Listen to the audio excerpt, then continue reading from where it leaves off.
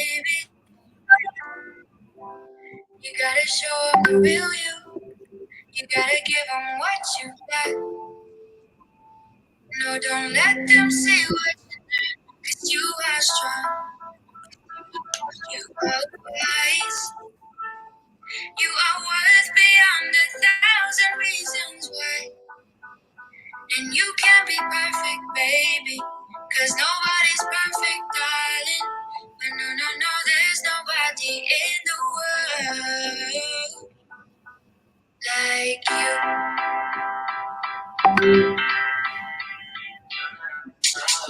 What do you do when you can't let go? What do you say when you just don't know how you feel? And you know nobody knows how you feel.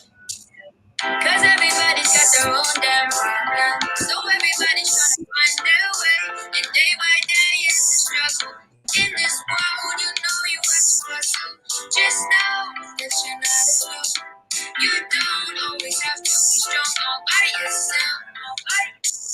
I said it's okay to ask for help. Now listen, people will find you, but they don't define you. And you will find people who help redesign you. People will find you, but they don't define you. And you will find people who help redesign you. You are a work of art, but you didn't think you'd come this far. Now here you are, baby, you are strong. You are wise. You are worth beyond 1,000 reasons why. And you can be, baby. Nobody's perfect, darling. But no, no, no, there's nobody in the world like you.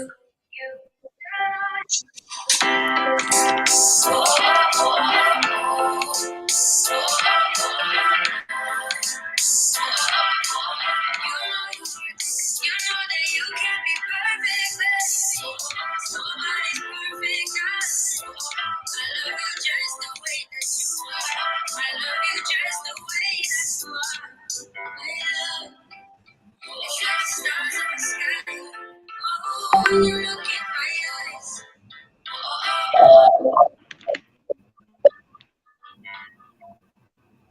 Hello, hello, hello. Welcome, everyone, and thank you so much for joining us. It's the International Civility for the Girl Child's Day. Thank you.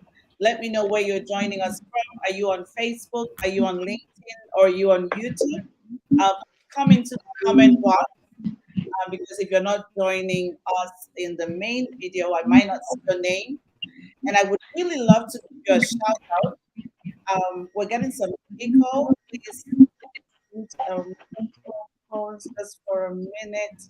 I have all these powerful ladies in the house. I apologize. If I begin to misbehave, it's because I have my sisters in the house. So, welcome everyone. I'm so excited to have you here. Thank you. We're still echoing. Let me know if you can hear us. Welcome, welcome, welcome.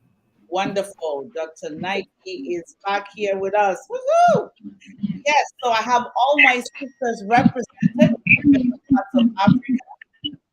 I have Nigeria. I am also Nigeria with my sister, Coach ID, is right here. I have a need for me. The powerhouse is here. She brought the fire. Sister Brandon is right here too. It's great to have you in the house. Thank you so much, Ikalon. Your camera is not on, but I can see that you are here, my sister. Thank you for joining us. We have Ellen representing Gambia. Yes, yes, yes. We have Edina representing Kenya. We have Dr. Nike representing Tanzania. And we have you. Where did you join us from? So please comment in the box and let me know what country you're representing. What part of the world is the International Civility for the Girl Child Day? We have Dr. Adama representing Sierra Leone. Yes. So I am so excited, but we're still echoing. I'm not sure what's going on. But I promise you, we're going to get it right. So just have some patience with me. Botswana is in the house. Woohoo! Sadia is right here. Let us know where you're joining us from, Sadir. It's good to have you in the house. Thank you so much. It's wonderful. It's a privilege and it's also an honor to be here today. October the 13th for me is always mixed feelings. We're here to do positive stuff. Okay, so we put the tears and everything at the backyard. We're not going to do that. But I'm really excited to see all of this representation from different parts of the world. I do not take it for granted. I must say thank you to all of you who believe in the course, really believe in the vision, who continue to get the work done. Thank you to the civil society. I see the work that you're doing all over the world for the girl child. Thank you for every stakeholder. Thank you for every girl. Thank you for every woman leader. I appreciate you. And thank you to all the nations, whether you're here or not. I appreciate you because there is something happening in your country. I hope for the girl child, but thank you in advance. Yes, Bangladesh was right. Okay, so if you're just joining us for the first time, you're definitely in the right place at the right time because October 13th, we are always vibrating positively all over the world. We have so much programs that are lined up this year, beginning from today till the end of the month. We might have some of those leaders join us later on today. I'm looking forward to that. We have a storytelling boot camp for the girl child that will be coming up. So make sure that you enroll your daughter, your sister, your mom. Storytelling is the new marketing. So that's not something you're going to be sitting at the back bench for. You want to jump on that. And we are having that done for a full week of storytelling. That's going to be wonderful. We are also going to be working with Girls Who Brunch, one of the initiatives with Steve Harvey's Foundation, and we'll be bringing to you masterclass series for the girl child. So I'm so excited. We will also be in schools, in person in schools, several schools, bring roundtables, delivering personal development trainings for the girl child. So it's just going to be an exciting season. Of course, our soap making is still on, and that's coming up shortly. Thank you to Coach ID. That has been wonderful with Skin Do. That's coming up this year as well. So bring it on. Whatever that you want to support us with, we appreciate you, and we will share a lot more as we get along. So why are we here today? Okay, Sister Lucia says she's logging in. Wonderful. We're waiting for you, my sister. I know you're going to be here in no time. Why are we here today? Is the International Civility for the Girl Child Day. And this is a day that is being celebrated every October the 13th, every October the 13th, all over the world to empower the girl child to find her voice. Not just find it, but use it, embrace her force, and lead with her girl power. This day was built on the concepts of civility, leadership, image, and most importantly, the golden role. Because I find that sometimes people kind of try to put a deaf mind when it comes to the girl child. It's like we don't know what to expect, we don't know what they want. And so we encourage you to really step into their shoes. And that's some of the conversations we'll be talking about today. We're going to take us back memory lane. And I'm very excited for all that will be happening today. Eni for me, are you ready for us? I will pass this on to Eni for me, who is our MC for today. And she is, if you've been following us, she is powerful. She is exciting. She is great. She's such a powerful speaker. Eni for me, are you ready to go? Yes? Yes. Can you hear me? Can you hear me?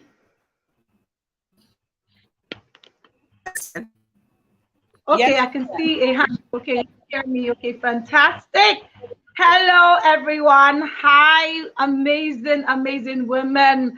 Dr. Louisa always leaves me with joy every time I hear her speak. She's so feminine. She's so sweet. She's so touche. She's so, everything, all the checks. When I hear her speak, I'm like, okay, just relax and just keep hearing this voice because it's an amazing voice. And I want to celebrate her, for everything that she does. And ever since I met her, I've caught a passion for Africa that I never knew I had. So I want to thank you for all that you are to me. Thank you, thank you, thank you. Today is the International Civility Day for the girl child. And it's really exciting because it talks about finding your voice. And for me, I lost my voice. It took me a long time to find mine. So for me, this is so special and this is really, really beautiful. And I feel like today is really important because if a lot of girls know that they can actually use their voices, find their voices, and not be ashamed to tell their stories, the world will be a better place. We'll have more confident women. We'll have more women, following the right men and not the wrong men, because they would realize that, look, my voice is important. If this man is going to extinguish my voice, I want to have nothing to do with this man, right? And then it will help to at least make more women more confident in their offices, in their workplaces. I mean, the possibilities are endless. The results are endless. The benefits are endless. And I really want to celebrate everyone, all the speakers for making it here. I know that we are all busy. Thank you so much for coming. Right. So I was talking about what is important to me, but I also want to talk about how I would have loved something like this when I was growing up. I wish I had someone to hold my hand, like a mentor, to say, you know what, come and do this thing. This is what you're good at. Or let me even carve out the path for you. I know that my life would have been way, way, way, way, way softer. The soft life kind of thing, right? So if you have anybody that should be here, if you have anybody that needs to be here, that is a girl, maybe she's struggling with low self-esteem, she's struggling with one issue or the other, she second guesses herself, she has self-doubt all the time, she just feels that she's not good enough. Please, if you can hear me, share this link with them. Share this link with them because everyone needs to be a part of it. I encourage everyone, be a part of all that is going on with the women who in Africa with this particular International Civility Day of the Girl Child. So many exercises, so many activities, like Dr. Louisa said. And I'm just really excited for everything that we have in store for this month. It's amazing, amazing, amazing, amazing. I'm not going to talk much because I want to bring Dr. Louisa back. But for everyone that is wondering, who is this woman that has been talking? My name is Eni Fome. I'm from the Isoko area of Delta State in Nigeria. Shout out to all my African women from different parts of the world, right? That is my name, and it means good things of life fit me. So while I hand over to Dr. Louisa, I would like to hear what is the meaning of your name. Now, if your name is Nancy, Trisha, please give me the names. Anne, and those English names. I'm not saying it's bad, but I want to hear your African name. So type it in the comments and tell us the meaning. I'm going to hand over to Dr. Louisa now to just basically tell us, why did she choose this title? Like, why is now? Is this, it is now.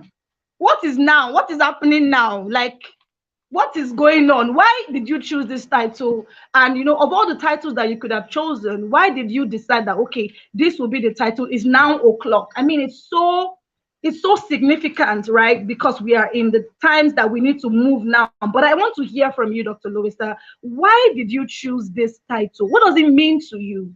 Is it a personal title? Like, okay, you wish that when you were a girl or something? Please just let us in. Let us in. We want to know, why did you choose this title? Thank you so much. And if for me, someone just asked you a question, said, what's the meaning of Rosalind? Rosalind, I'm sure you have another. What's that African name? The one you're not telling us. Everyone has theirs. Mine is Enobo. Okay. So, Louisa, it's okay, but Enobo is such a powerful name. It means the gift of God. Gift of God. And I think I have to really brand that name. People kind of leave their special names from their parents that they've given to us, and we embrace on other things. I mean, Louisa is great because, of course, people struggle with Enobong. Sometimes people have called me Enebong, Enobong, Nonobong. We have different versions.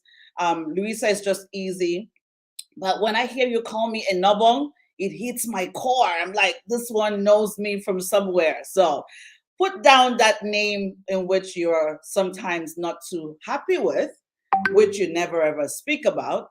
Put down that name and let us know what that name means. Okay, so today is so special, like I mentioned to you, especially with the theme.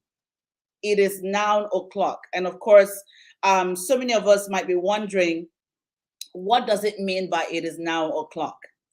Now, the great thing is, we have started all of the celebration from the beginning of the month. Everyone speaks about the girl child in the month of October. From the 11th, you know, the United Nations, leads the path with the International Day of the Girl Child. And I think that is so, so, so important.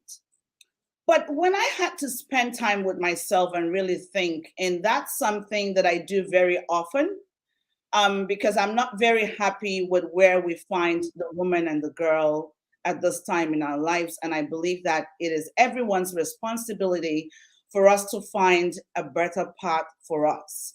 We have been talking about empowerment from when we were born, but it still seems as though we're still going round in circles and nothing is happening. So for me, I'm all about how can we change the narrative? I'm all about how can we find a new path? How can we change the paradigm, what we're used to, and bring on new innovations, or bring on new interventions that would enhance the life of the woman and the girl. Now, shout out to all the organizations who have been doing all that they do. I see you, I appreciate you. But the point is, the girl child has always dealt with certain kinds of programming. She has been taught how to think about herself. She has been taught how to behave.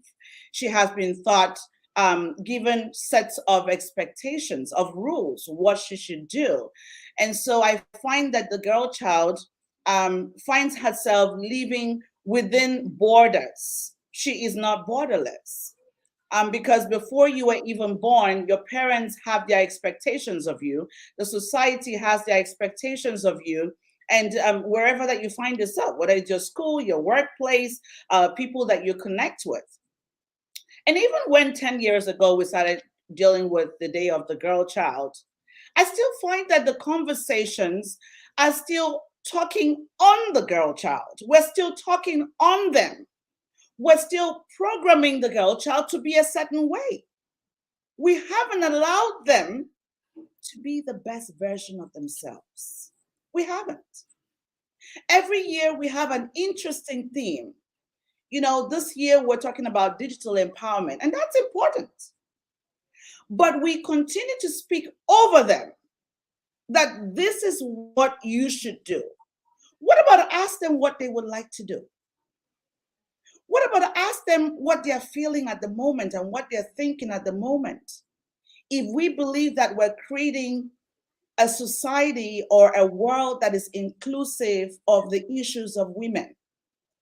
And so when I see all of these things that are happening, I feel like in as much as we are saying that we are taking away the girl child from dysfunctional programming, but we're still leaving the girl child within systemic programming, whether we like it or not. It's like, you have to do this.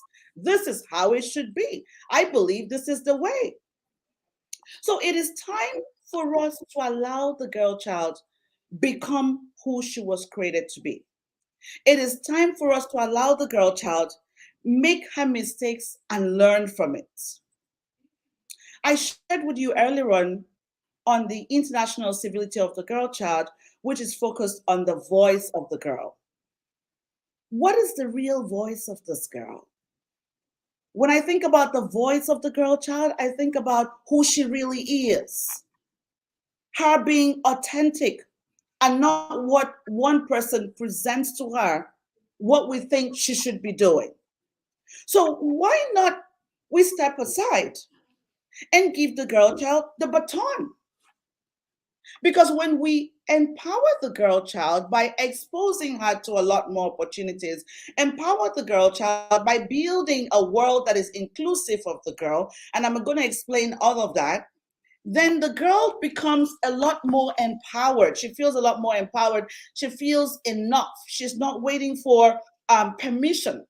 She doesn't have to be like her father or be like her mother or try to be constantly believe that they should be a certain way. They look for a role models on the media, for example. They look up for role models maybe in their auntie, or they look up for role models in their mom. Some parents are very interesting, whereby you are a doctor or a lawyer and you believe that your child must be a doctor, must be a lawyer. In that case, you're not giving her a voice. You have taken away the voice. You are trying to place your own voice in her mouth. So it is time for me means it is time for the world to make a way. It is time for the world to create programs, not projects. The world works on projects. We have a PAT project today. We have an Empower Girl today. We have our, stop the teenage pregnancies tomorrow. And those things are not sustained. We have the digital empowerment. But what are we saying to the girl?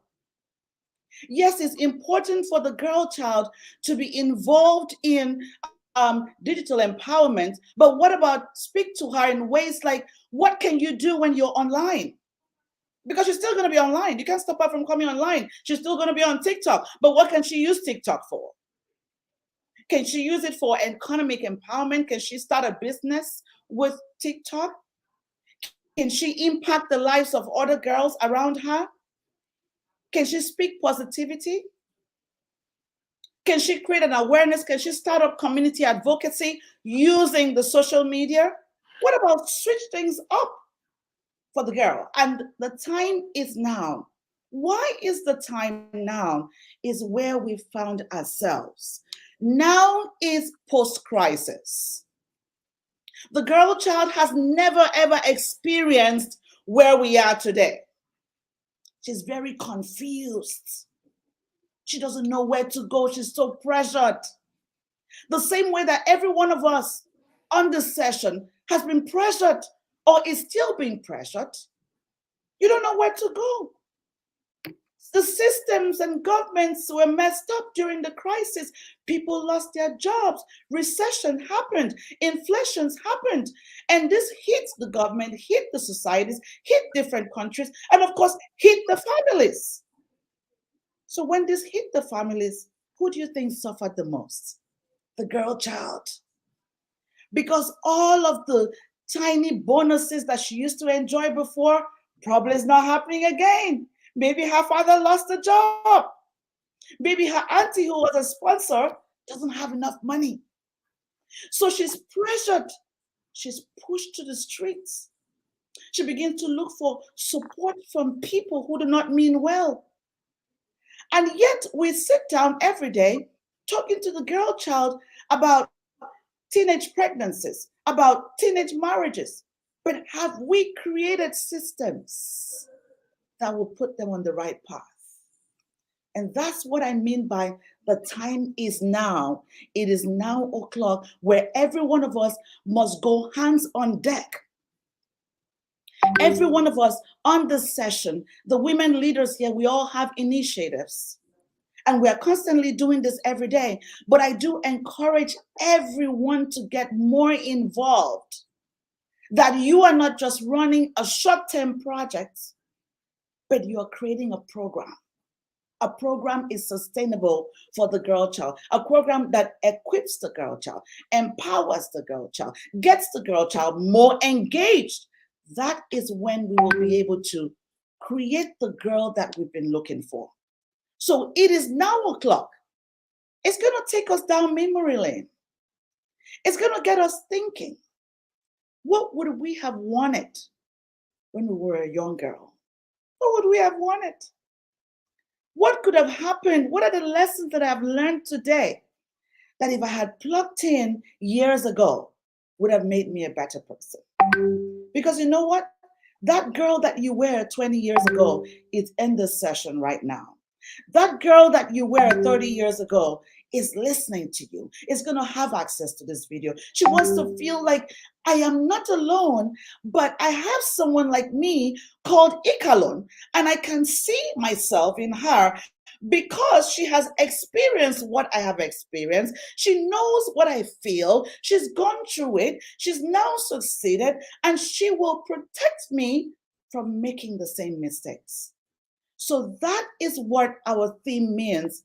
It is now o'clock. It is time for us to create more programs that would allow the girl child to grow. It is time for us to create more programs that will embrace her, even though she's immature. But it is time for us to create strategies that will kind of guide her to make those great decisions intelligently. She's going to make the decisions, but how can we guide her the right way? What can we do at this time? It is time for us to do that. It is now, not tomorrow, not later. It is now. So I want every one of us, I invite you to get thinking. What would you have wanted to see in your life? As a girl child, what are you struggling with? What's that thing that you wish there could have been a switch somewhere? What's that thing that doesn't make you happy with? What's that thing that sometimes you are ashamed of? You are embarrassed. But you know what? Do not think about yourself. Think about every other girl who's listening to you. That other girl who shouldn't make that mistake. Because we're working in a world, a new world that has been presented to us, which is post-crisis world, where there's so much hostility, there's so much anger, there's so much pain. The girl child is just running and doesn't know where to run to.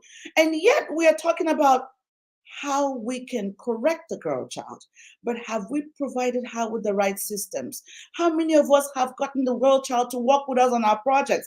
How many of us have taken the time to mentor the girl child? How many of us have taken the time to train the girl child? How many of us have taken the time to counsel the girl child?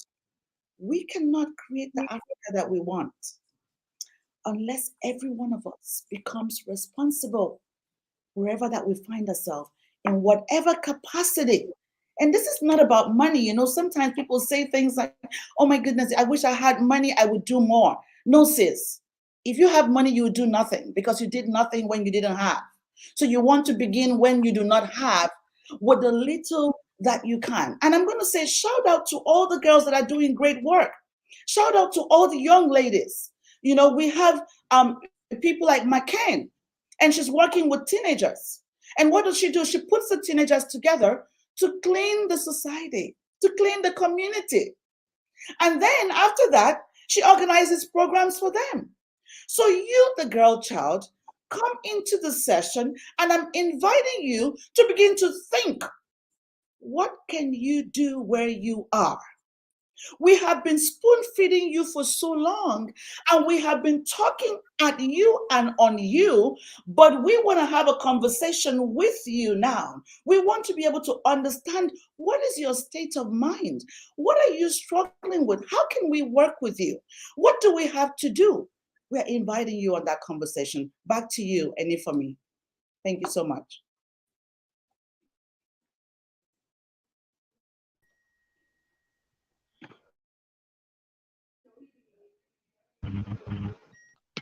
It's the passion for me. Who else was feeling that passion? Who else was feeling that passion? It's the passion for me. Dr. Louisa, you took me back to my own younger self.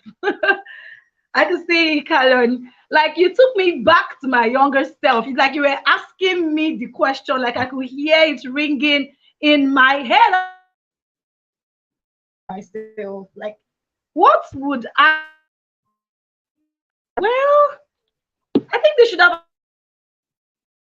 been me, because people didn't understand. Child that would ask questions, raise my hand, this, tell me, bold one here. If somebody else see, I think we're losing. Keep quiet. And many things that just made me feel like, you know what, let me just be at the back, right? And I started having serious self-esteem issues, inferiority complex. I felt I wasn't beautiful. I felt I had flat nose, flat nails, I didn't like the shape of my head.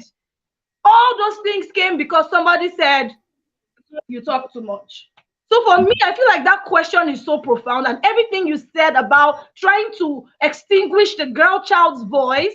You want your children to be, let them read medicine. They should all be doctors and lawyers. My father wanted me to be a doctor so bad that I wrote JAMB. If you're in Nigeria, JAMB is the University Joint Admissions Board. And without that admission board, you cannot enter university. You can't go in. And JAMB was jamming me for 3 years because I wanted to be doctor by fire, by force. I ended up going to go and study engineering that I had no passion for. I mean, look at me. Look at me. What do you think I should have studied? Please type in the comments. I want to say, what do you think I should have studied? I studied engineering for 5 years plus 1 year strike plus 1 year, like extra year plus strike. That's 7. Think about it. So everything that Louisa was saying was like taking me back to memory lane. And I want to encourage all of us to be a part of all that we're doing here. Like, be a part of it. The Women Who Win Africa Leadership Academy is on. And I wish somebody took me and said, let me come and tutor you on leadership. I wouldn't make the mistakes I made, right? I do not regret my mistakes. They've made me who I am, a stronger person, helping other women to bounce back from their mistakes. But I wish I didn't have to make those mistakes. I wish somebody made the mistakes for me. So I want to encourage all of us to just plug in and join in, and everything that Dr. Lua said, please, just as you're here, just take your mind back and tell yourself, I am going to change this thing for the next girl child. No girl child has to suffer, what I suffered. And that is why we're encouraging you to do all that we're encouraging you to do. Okay. The speakers have been looking at me like, okay. I could see Kalon. I could see Coach Idongasit. I could see Edina. I'm trying to see. The names are so small on the screen that I can't see the names. But please, if I don't call your name, just know that I'm calling your name from the flyer, right? I could see Elen Duby. Okay. Do we have Dr. Anana here? Okay, if I call your name, just do like this. I can see Kalon because I know her. I know Coach on the seat because I know her even though she doesn't know me. If I call your name, say present. Dr. Anana, are you here? Are you here? Where is Dr. Anana? Whose video is not on? Okay, Edina, is that you that was shaking your head just now? Okay, Dr. Anana, hi. Okay, Elen Duby, are you here? Elen, are you here? Present. Okay, awesome. You are Elen. Okay, amazing. I just want to know everyone since we're in a virtual event so that when I'm calling you, I know I'm calling you and not somebody else. So I want to ask all of us, right, in 2 minutes, right? Introduce yourself. Just tell us who you are in 2 minutes. Introduce yourself. I'm going to start with who's smiling most? Who has been smiling since? Is it Kalon? Okay, no. Is it Kalon? Yes. So I'm going to start with Ikalon, okay? Ikalon, I love your name. It's so British. It's so tush, right? Ikalon. Can you please just introduce yourself in 2 minutes? 2 minutes, 2 minutes. I'll try. I'm honored to be here. I hope you can all hear me. Please let me see your thumbs up. Yes, we can. You can hear.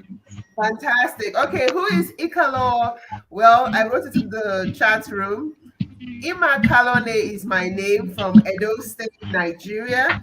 It means I haven't finished counting my blessings, and indeed, I can't finish counting them. I'm so excited to be here. Dr. Louisa, thank you so much for inviting me. Ikalo is a young lady who once lost her voice. I lost my voice when someone told me I spoke too fast, that I spoke as if I had hot yam in my mouth. And from that day, I stopped talking. However, I thank God because I went on a journey to find myself, find my essence, and I found myself. and I realized that I have a voice. And right now, what I am poised to doing is helping other young girls find their voices and know that their voice matters to the society. So I'm super excited to be here. I'm a communications coach, and I just love anything that has to do with women and young ladies. Thank you so much. Okay, wonderful. The network has not been friendly with any for me. She's not here, but we're just going to continue. Thank you so much, Ikalon, for sharing. Please let me know if you can hear me. Everyone, can you hear me? Perfect. There we go. All right. So we're just going to push this on to my sister, Ellen. Please introduce yourself in 2 minutes. Introduce yourself. Over to you, Ellen.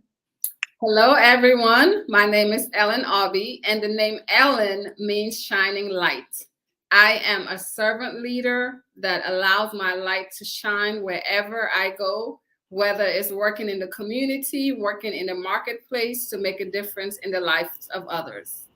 Thank you. Thank you so much. That was so powerful, Ellen. It's great to see you and be with you here, my sister. Thank you so much for being part of this. And I'm just going to pass this to Coach ID. Woohoo! Over to you. Hi everyone, my name is Idonzo Peter. I'm from Akwa Ibom State, Nigeria. I am a life coach, a personal development and leadership trainer, and I'm also very passionate about God. I am a woman that is in love with other women. So what I do with women is to help them to live the fullness of their potential and to ensure that they practice self-care, emotional, physical, and spiritual self-care. Thank you very much.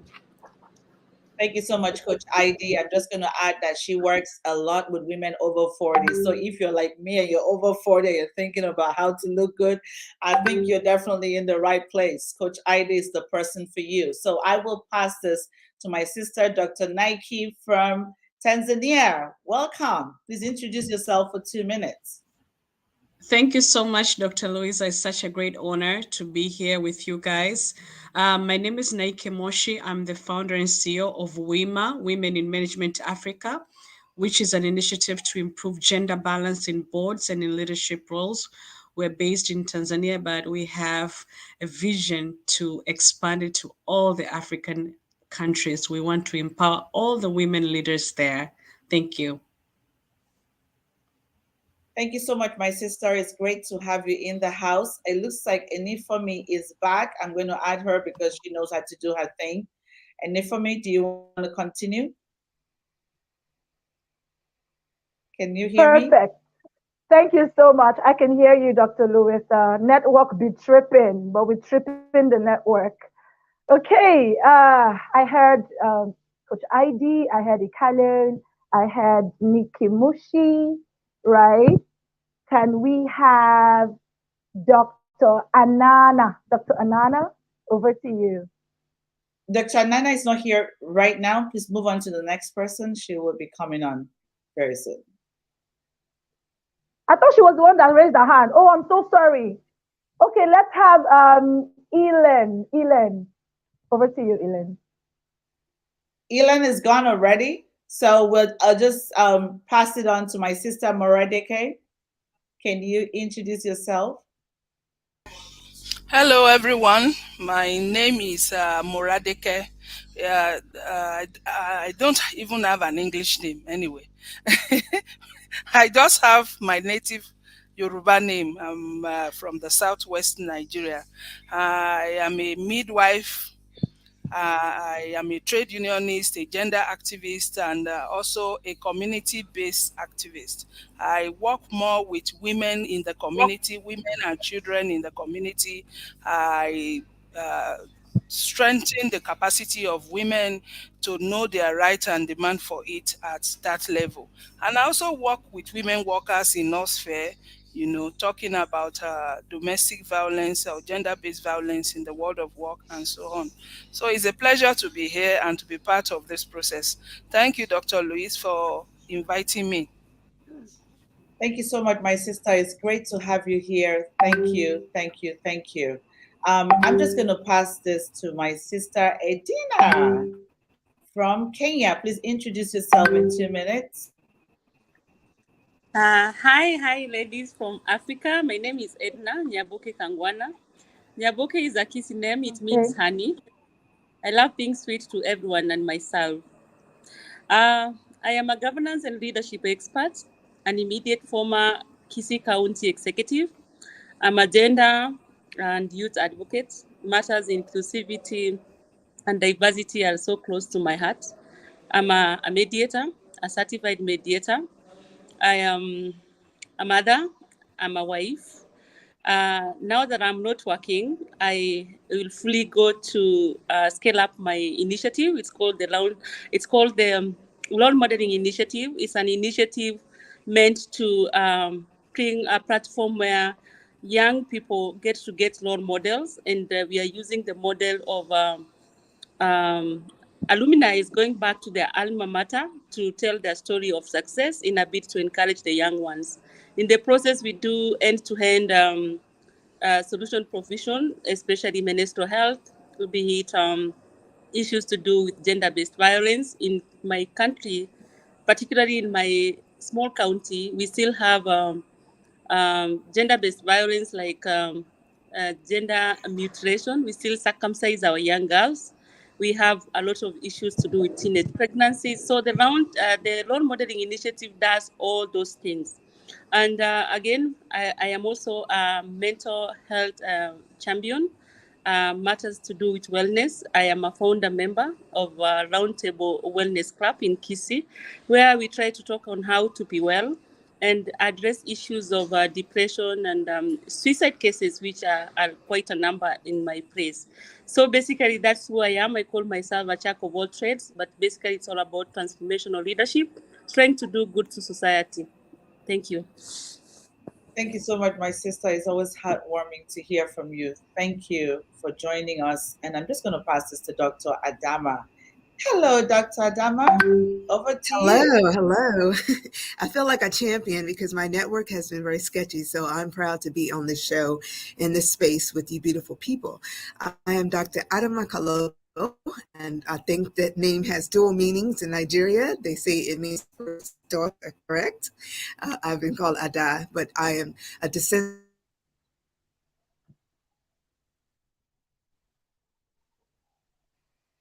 Oh my goodness, we kind of lost her there, Dr. Adama. We might hear when you're back. Dr. Adama is such a powerful woman from Sierra Leone doing so much work with the girl child. Dr. Adama, can you hear me? Okay, you're back. Welcome. Okay, her network is not friendly, so I'll just move on to my sister Lucia until Dr. Adama is back. Yeah, Welcome. I am sorry. Let me see if I can do this in 30 seconds. I am the founding director of Impact Sierra Leone. I am a champion for women and youth empowerment. I love girls empowerment as well. This is why I love to be in this space of the stability of the girl child. I am also a advocate for sustainable development. So I have now kind of this year turned into a woman farmer. So I'm really big on empowering women to go into these leadership roles. I'm also a veteran of the Air Force. So I love our veteran community. And I am a mother of two beautiful children, Jonathan and Miriam, who motivate me every day. So hopefully I was able to get that all in. But I definitely am a woman who loves the power of realizing your voice and using your voice to propel you to your destiny, to be a force in the world. So I am just thrilled to be here. And I hopefully met that 2 minutes. Thank you. Thank you so much, Dr. Adama. And I love that she just displayed resilience there. And you cannot do this work if you kind of give up so Yeah. easily. I just love what you did right now. And it's like we cannot say no to the network. You know, the last time I was saying that StreamYard has got to buckle up because the African woman is so Yes. powerful. And Yeah. StreamYard doesn't seem to be enough for the African woman. StreamYard, I hope you're listening to me. So make sure that you Yes. come up with more interesting packages because we are just wonderful. We are great. The last time we had an event, people were falling off from StreamYard, and But Dr. Adama, it's great to have you. Thank you so much. So we'll just pass this to Thank you. my sister Lucia. Over to you. Please introduce yourself. Hello, everyone. It's now o'clock. My name is Lucy Wairimo from Nairobi, Kenya. I am a humanitarian, founder One Touch One Life organization based in Nairobi, Kenya. I basically deal with women, widows, orphans, and the less vulnerable children in the society. And I'm glad to be here. Thank you. Thank you so much. It looks like Anifami is back now. Anifami, can I pass this back to you? Can you hear Sure, me? Dr. Lewis. Okay. You said it all with the network. By the grace of God, this will be a thing of the past and somebody would innovate something. That's why we need to empower the girl child. So thank you to all the speakers, amazing women doing amazing things. Can I say that, Dr. Adama, I love your voice. Do you train people on how to speak American English? Like your voice is beautiful, right? So Thank beautiful. you. And then Edina is a youth advocate. I love that so much. I love that so much. Um, Lucia attends to orphans, right? And I feel that that is really, really beautiful. Kalorin is a communications coach, and it's interesting to hear that you actually lost your voice, and now you're now helping other people find theirs, and that's why you're a communications coach. I know that you do some work with kids public speaking, so shout out to you, Nikki Mushi, right? And she is women in management and everything like that. And then Morad Deke, right? She strengthens the capacity of women. And I want to give a shout out especially to Morad Deke because she's my fellow gender-based violence advocate, right? I was a victim of domestic violence, but I became a victor. So now I'm no longer, afraid of whatever happened to me. And I'm doing great things. So I really just give a shout out to you for doing that. Okay, I want to go to Dr. Louisa.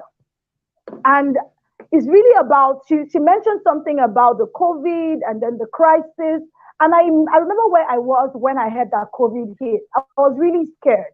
I felt like things were not going to ever be normal again. And I think looking back, I don't think things have been normal since COVID. I don't think, because everything changed, right? I started doing more virtual events than physical events. Things happened. Like the lockdown brought so many mixed feelings and so many things. And I'm just trying to imagine how was that for the girl child and how much of help, right, was given to the girl child in that period. Because she mentioned something very valid about the girl child who doesn't have anything to fall back on. And recently there was a news of a woman, a lawyer, who pursued her side chick, right? Pursued her husband and his side chick, right? And was involved in a ghastly motor accident and she died. And so in my head, I'm wondering, these side chicks, they're also girl children now. Like what went wrong? What happened? So when she said that, I was like, wow, I think I need to ask her this question. What do you think are some of the things that should have been done for the girl child at that particular COVID, post-COVID, post-crisis period? I mean, while COVID was happening and after the COVID, what do you think are the measures that should have been put in place? And how do you think that this affects the girl child right now? What can we start doing now, right? How can everyone get involved? How can everyone get involved in all of these things? So just take it over, Dr. Louisa. Thank you so much, Anifami, for that question. It is very, very important, and that's what really our conversation is about today. What is the way forward, where we begin to propose solutions for the world? I am not afraid for us to make suggestions for the world if they're not doing the right thing. I have been listening to all of the conversations and gatherings about the girl child and women. And I still think that there is a great gap that needs to be closed. It's not been done properly, and every one of us will have to be responsible. I also want to mention, before I answer the question, that we have a scholar media group from Kenya who is here with us, and they're covering this event. I welcome you. Thank you so much. We're reached out today. Thank you, Edina, my sister. We're reached out by this media company, and they said we want to cover the event. We think that the conversation is relevant for now. So I just want to say thank you. They are in the room and they are listening to this conversation. And that's one of the things that I love about the post-crisis era. It has made us to embrace the virtual world as the real world. Because I remember back in the day before COVID, you would find people living a certain kind of life, and on social media, they're living a different kind of life. But unfortunately, what COVID has done for us is that it's taken off the mask. So whatever that you're doing on social media is going to come biting you behind the back. You can ask Dr. Nike, who is training people on board readiness, and how that is so important for you to get an opportunity in the workplace. So, for example, if you think that your resume is so beautiful and you show up on Facebook lying on the beach half naked and using all the swear words, and you're trying to get a job, I'm sorry, because your employers are going to use the search engine and they'll be able to fish you out. And I think that that is a great gift, because before we were so worried about what our children are, feasting on the social media. Well, not everyone has come to that realization, but we're getting there. But I think that when you stay out of work for a couple of times and you begin to get hungry, then you will pay attention to your brand and your corporate brand at large. I'm sorry that that had to come out really harsh, because I don't like what we see on social media. It really bothers me, especially when we see women and girls and we have children, and somebody shows up naked and nude and it's supposed to be okay because you're advertising or marketing a product, and then you have children on social media. So I think that we have to kind of drop it as it's hot sometimes, even though you might not like what I'm saying, but I am not here to be your friend and likable. We're here to solve societal problems because we are tired of where we find ourselves year in, year out. We continue to have the conversation and nothing is happening. It is time for people like us, women leaders like us, gatekeepers, because that's who you are. Sometimes you forget who you are. You do not even know who you are. And so you've been given a stage because you have to speak when it's time to speak. You're given a stage because you have to interject when it's time to do that. We've given a stage because you have to rebuke when it's time to do that. So I'm sorry that I had to go off and just kind of drop that there because it was burning in my chest. And if you hang around me a lot, you would know that when something is not going well, we have to nail it out. Now, looking at the post-crisis era, and we're coming back to the girl child here, because I think that everyone has kind of put the girl child at the back. And I'm going to say thank you to everyone who's doing great work. But we just kind of feel that when you have some money to kind of drop some 20 pieces of pod, you're doing something. Listen, you need to stop it. Especially organizations who are making money. We must be able to, apportion some of our proceeds towards the girl child. Do not wait for her to come and beg you. Sometimes she doesn't even know how to beg or where to go to. And then we open our mouth to talk about prostitution. Where do you want her to go? Did you not hear the story of the menstrual cycle, that it comes every month, whether you like it or not? At a certain point in time, the blood begins to come. I'm sorry, man, I'm going to really go down that part today. So when the girl child, every month, she doesn't know what is going to happen, she starts to bleed, where do you want her to go? And then people have to beg you to contribute for the girl child. Are you serious? Where do you want her to go? Is there anybody in the room who's going to tell me that she was able to stop her period from coming out? Please, I want to see your hand. Like you saw the period coming and you said, no, not today. Come next week. It's not possible. So we have to be real. We have to stop dressing things up and make it look pretty, because it really is not pretty. And it is gotten worse post-crisis. Things have gotten worse. The teenage pregnancies are everywhere. I was working with a colleague of mine who was talking to me about children as young as 12 years who are getting pregnant. Where will they go? And I'm thinking, and I'm just wondering, I asked myself, I said, my goodness, God is such an overall designer. Because when you plant a child in a 12-year-old, I'm thinking in my head, how is the child going to come out? Because I know what I had to go through to push out the baby, even when I was at good age. So I want every one of us to become responsible. Don't say things like, oh, I don't know what to do. It's staring at you in the face. And the time is now, my sister. The crisis has put a strain to the society. The society is trying to get back to normalcy. And of course, that is what is happening with the girl child. The girl child is confused. She used to hear her parents talk about the war, the civil war at some point, but now she's leaving those things that she heard before.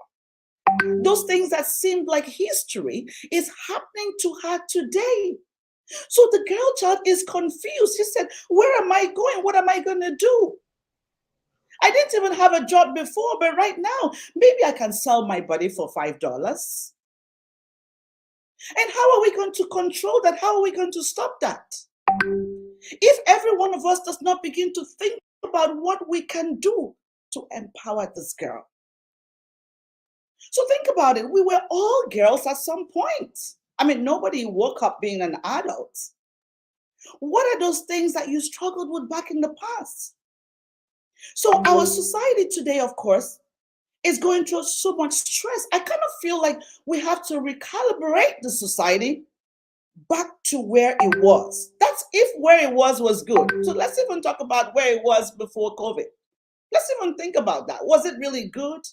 But maybe we're managing at some point. But some girls have dropped out of school because the parents cannot pay anymore. Some girls have been forced into marriages. Some girls have to deal with the bills of their family. Where are they going to get money? And you're talking about, oh, she's sleeping with this and sleeping with that. Why won't she sleep? That's all she thinks she has. Have you found another path?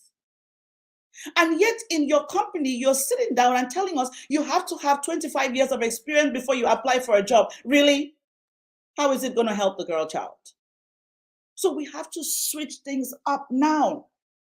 Some of the girls are being trafficked for money in some countries. So we have to begin to build packages, donations. Shout out to the US. They tried to inject some form of packages for us where people were giving, some families were giving some money depending on your level of income just to help with that problem. What were they trying to do was to try to restore back normalcy. So what can we do at this point to this girl child? Number one, create intensive at no cost in your organization. It doesn't matter what you're doing. Oh, you know what? My company will only have 3 people, but she can learn from you. That's how to give her a voice. Let her feel inclusive. Let her feel as part of that people care about her. Get them, bring them in. Don't start asking for 5 years experience and 10 years. She's not going to have it. Let her come in and begin from somewhere. If you think she doesn't have it, provide training for what she needs. That's how to give her the voice. Number 2, create mentorship. How many of us are mentoring others? We're so busy with ourselves. We just think, oh my goodness, I don't have the time. I'm so busy with work, with school, with children, with this, with that. I was listening to a story of a girl who started off an initiative, and she said something that was very profound. And she said, thank goodness she came across a lady who taught her how to wear pad in America. Can you imagine that? She didn't know how to wear it. She knew she needed a pad, but she didn't even know how to fix it. So she was still getting messed up. Maybe that's what you can do for them. There's something you can do. There's something for everyone. The third thing we can do is scholarships. Provide scholarships. There's so many women leaders here doing amazing stuff. If you cannot do it by yourself and you see a girl who is interested in speaking, Ikalon is there. We see a girl who is interested in beauty, Coach Ida is there. We see a girl who is interested in, she's going through some kind of violence. She doesn't know what to do. She doesn't know how to say no. Send her to Edina. Scholarships. Sponsor these girls. Give them the exposure that they need. And the next thing we have to do is resources. Resources how? Create programs, not projects. Programs, not projects. Because we're so fond of running this project. I'm going to do this part of girl here. I'm going to do that here. And you do it just for a period of time. Nobody hears your voice again. But if you say to yourself that every single month, it doesn't matter how small the amount is, I am going to apportion this to the girl child, then that is when things become sustainable. Let them know that there are resources for them when they need it. I saw one of the memes on social media that made me laugh. And it said that your man is not your economic or your funding strategy. And that is true. It's not your retirement plan. That is true. You are a girl doesn't mean you have to lean on a man. Teach them how to be alone. Teach them how to be empowered, independent. Let her have her own, even though she gets married tomorrow. And the other thing that we have to do, of course, is get them. I talked about us getting them involved in organizations, but donations. You might not have the platform to do that, but everyone that is doing it, Dr. Adama is doing it, send something to them. It doesn't have to be much. Can you imagine if everyone in the world decided to send $1? Think about it, just $1. Just $1. Everyone who could afford $1 sent $1 to the civil society to empower the girl child. Imagine what would happen today. So for me, those are things that we must begin to do. And that's why I said the time is now. It is now o'clock, not tomorrow, not yesterday. Let's stop the talking. Let's get to the doing, because we've been talking for so long. It's time for us to begin to do. What are those old clothes that you have? Let's begin from your closet. Begin to pass it on to somebody. The girl child belongs to us. Africa, we say it takes the village to bring up the child. It's not for the mother alone. So even if a child is for Lucia, is also my child. Because when the child brings shame to Lucia, the child brings shame to me. We must be able to be responsible and step up for the girl child. Over to you, Eni, for me.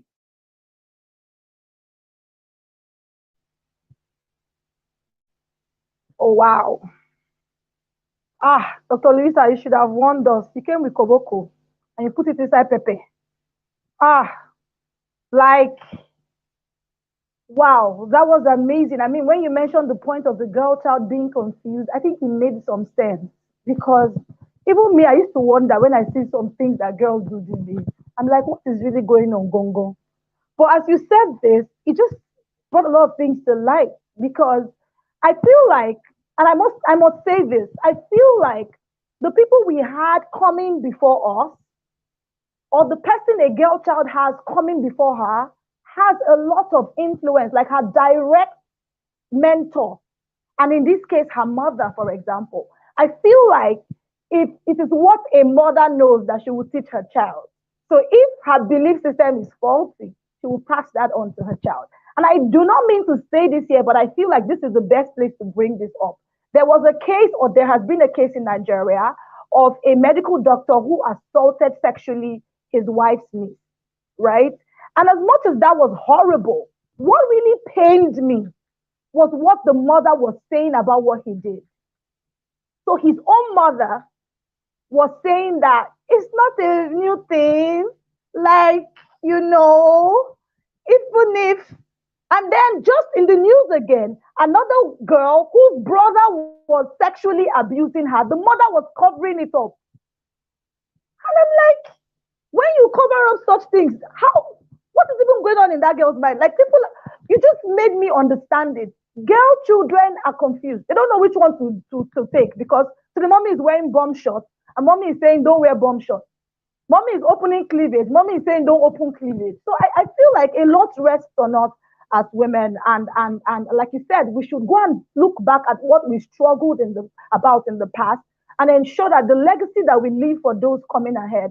And it doesn't even have to be your child. If you see a girl's child twerking on the street, don't bring out your phone and start videoing it. Then now be hailing the girl, hailing the girl. This is where it all starts. And I love the fact that you went there, because it's really, really important for us to say these things. And I love the koboko that you brought, because we need the koboko. Even me, I was here and I'm like, okay, yes, I'm doing things, but I think I need to do better. Thank you so much for that. Okay, I'm going to the speakers. I know they are hot and ready to drop in like it's hot. Like Dr. Lisa has brought the passion up, but I'm like, okay, all these speakers I'm seeing. We're ready. We're ready. Bring the fire, but please, easy on the koboko. But anyway, you can actually bring the koboko. That's why we're here. Okay, so I have a few questions, and I'm going to start with Dr. Adama. Okay, I think so that I don't waste time, I think I will just ask that question to everyone, and then in 2 minutes, we'll do 2 minutes, 2 minutes. So I will start with Dr. Adama. What would you say to your younger self if you could go back in time to speak to your younger self? What would you say to your younger self? Okay. Dr. Am I Adama? here? Yes, you are. Okay. Yes, yes. Thank you so much. That is such a profound question. One of the things that I know growing up, not having a voice, not listening to the voice, not having that identity, that knowing that, you are valuable. And if I was to go back to my younger self, I would definitely remind myself who I was and literally begin to start affirmations. I didn't have that positive energy. What you see today is someone who pours into herself before anyone else does. That what, you are a rock star, you're a queen, and you walk in that, you stand in that. But growing up, that was not exist. That did not exist. Before I even stepped out, I waited for the person on the left to tell me who I was, or the person on the right to tell me who I was. And if they said you are something, I embraced it. But the minute that they spoke negativity, I also embraced it. So if I was to go back to the young Adama, I would say, listen to the inner power. Know that you are somebody that is going to reach the stars. And the dream that I have, the dream of being a lawyer or being a communicator, it should not die because someone has doubts. So I would definitely remind myself who I am. And I always tell a lot of people, I love the movie The Lion King. It's a movie that I believe I take with me everywhere I go, because it is a reminder that if you don't remember who you are, no one will.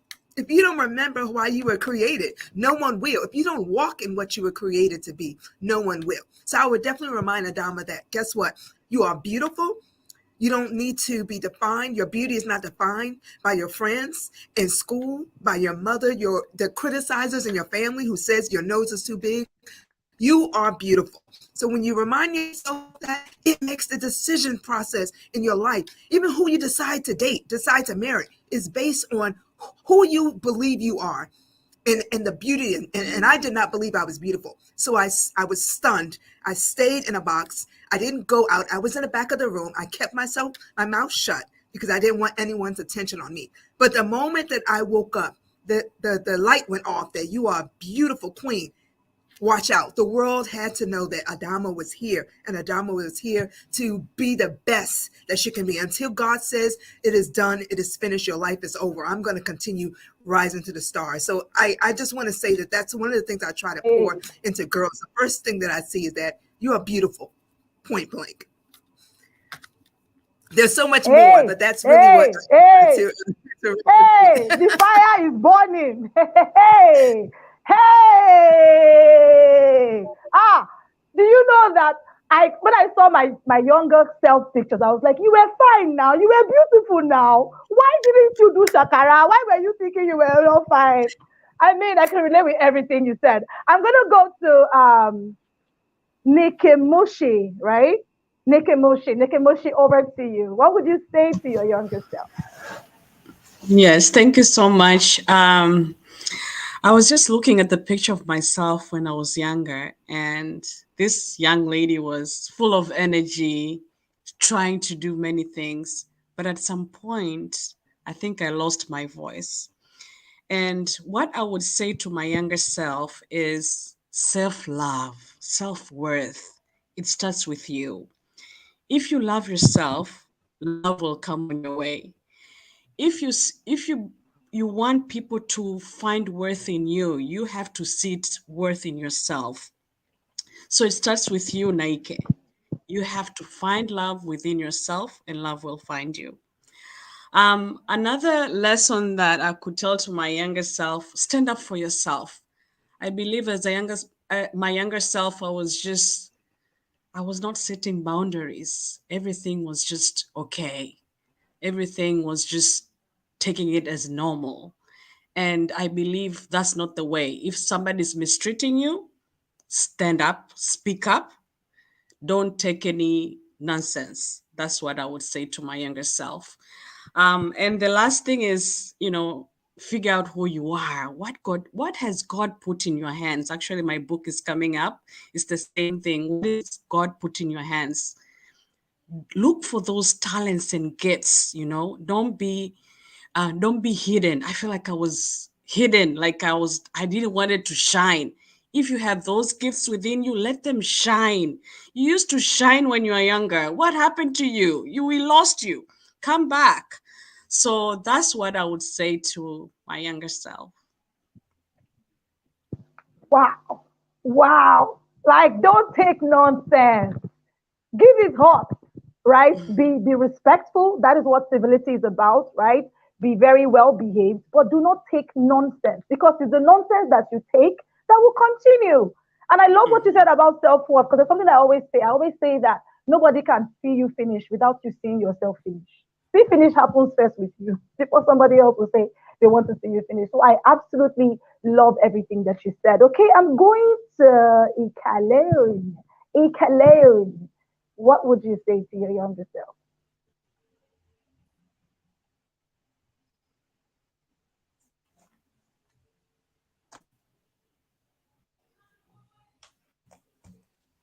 I think you're muted, Ikalon. Muted. Oh, sorry. Yes. Okay. Thank you for calling me up. Okay, if I'm supposed to talk to my younger self, the first thing I would tell myself is, Ikalo, there is nothing new under the sun.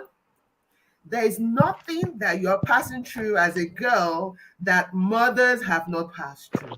So learn to go and sit down at the feet of those who have gone before you, to ask them genuinely, how did they cope with such pressure and the various pressures of life? Because women have not been able, or mothers have not been able, to confide in their children, to be vulnerable enough to share their mistakes with their children.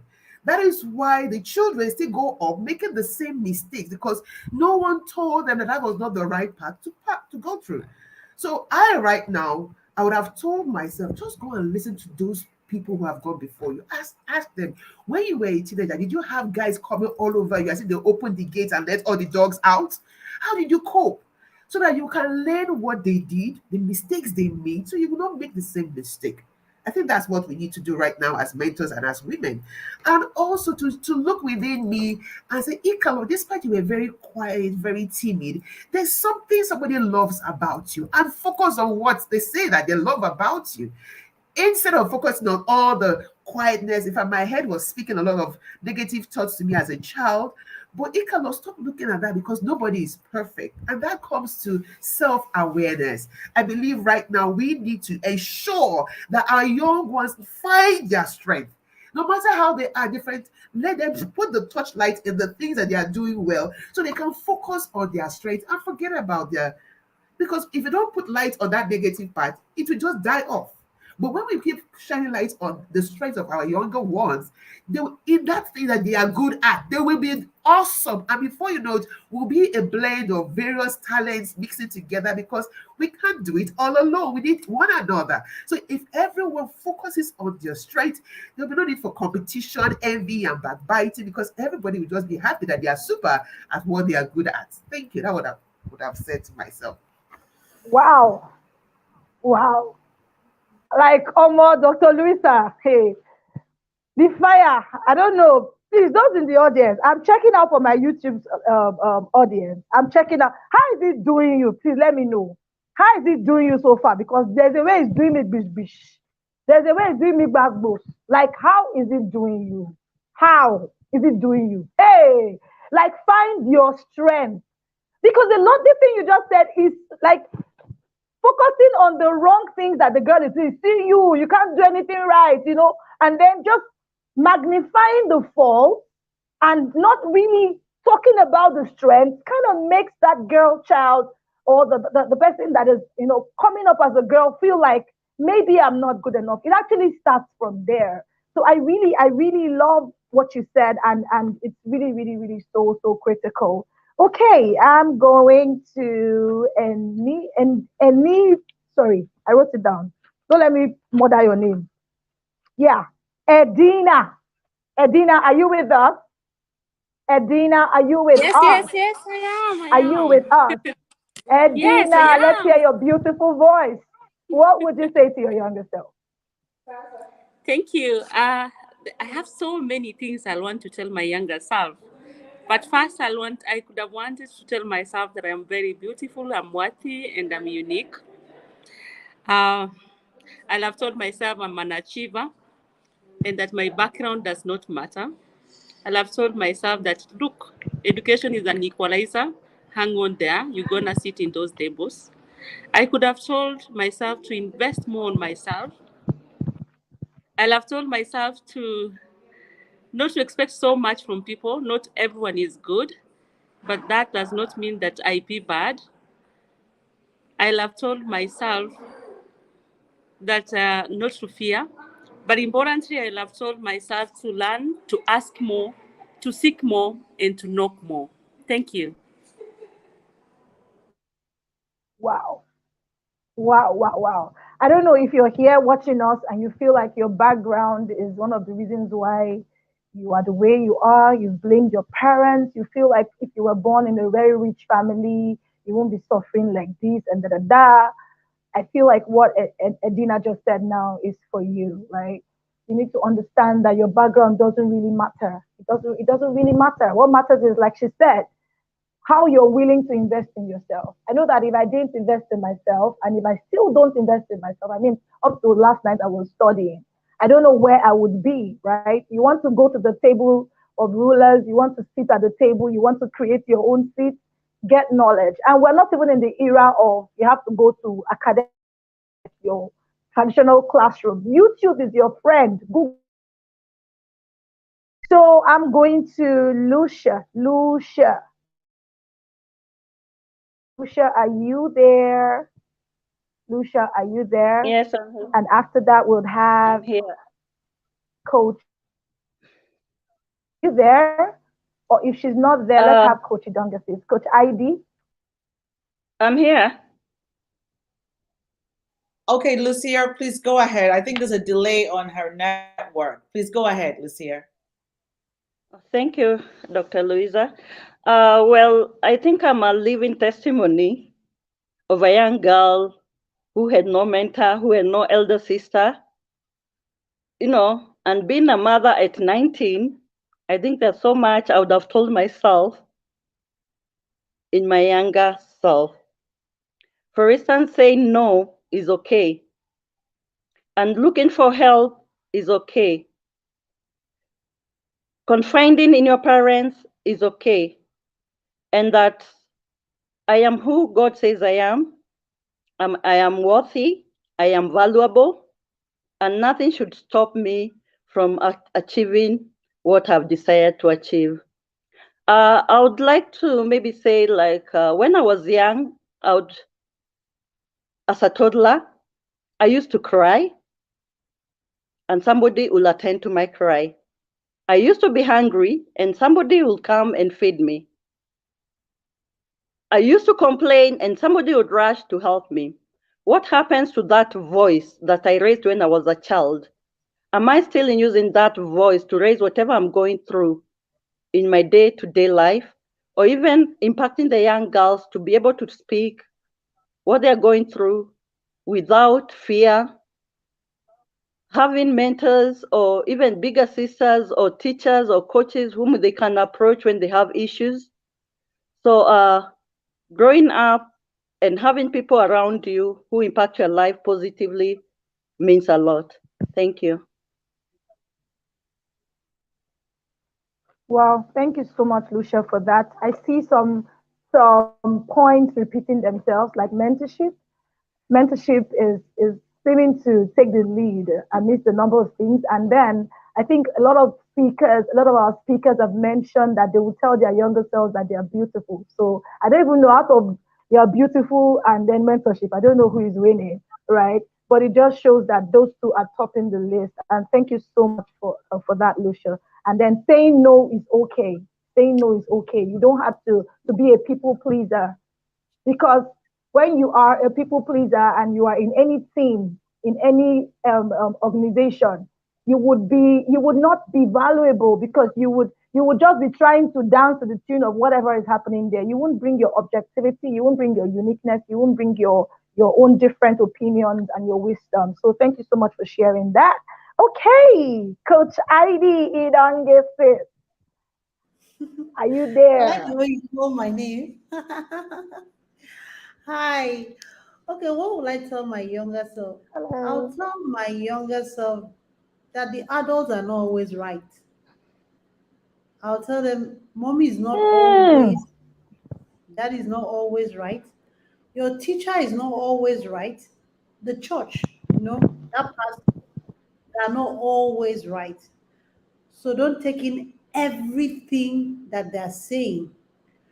And I'll tell her that you were born with something special. You were born with an inner voice that guides you. And so I'll advise her, go into yourself sometimes and let that inner voice inside of you that the society and so many people are trying to shut up, let that voice guide you. Because sometimes they see that thing in you and they begin to fight that thing. That's when they tell you, you talk too much, you too do. Are you the only one here? And everybody is trying to shut up. So I'll tell my Absolutely. younger self, listen more to that inner voice that God gave you when you were born to guide you than to everybody around you, because the adults are not always right. Thank you. Hey, hey. I don't think there are any tables left, oh. I don't think there's any table left. I don't think, because Dr. Luisa started by shaking the table. Now the legs were shaking. Then the speakers came and removed all the legs. Like what? Adults are not always right. Yeah.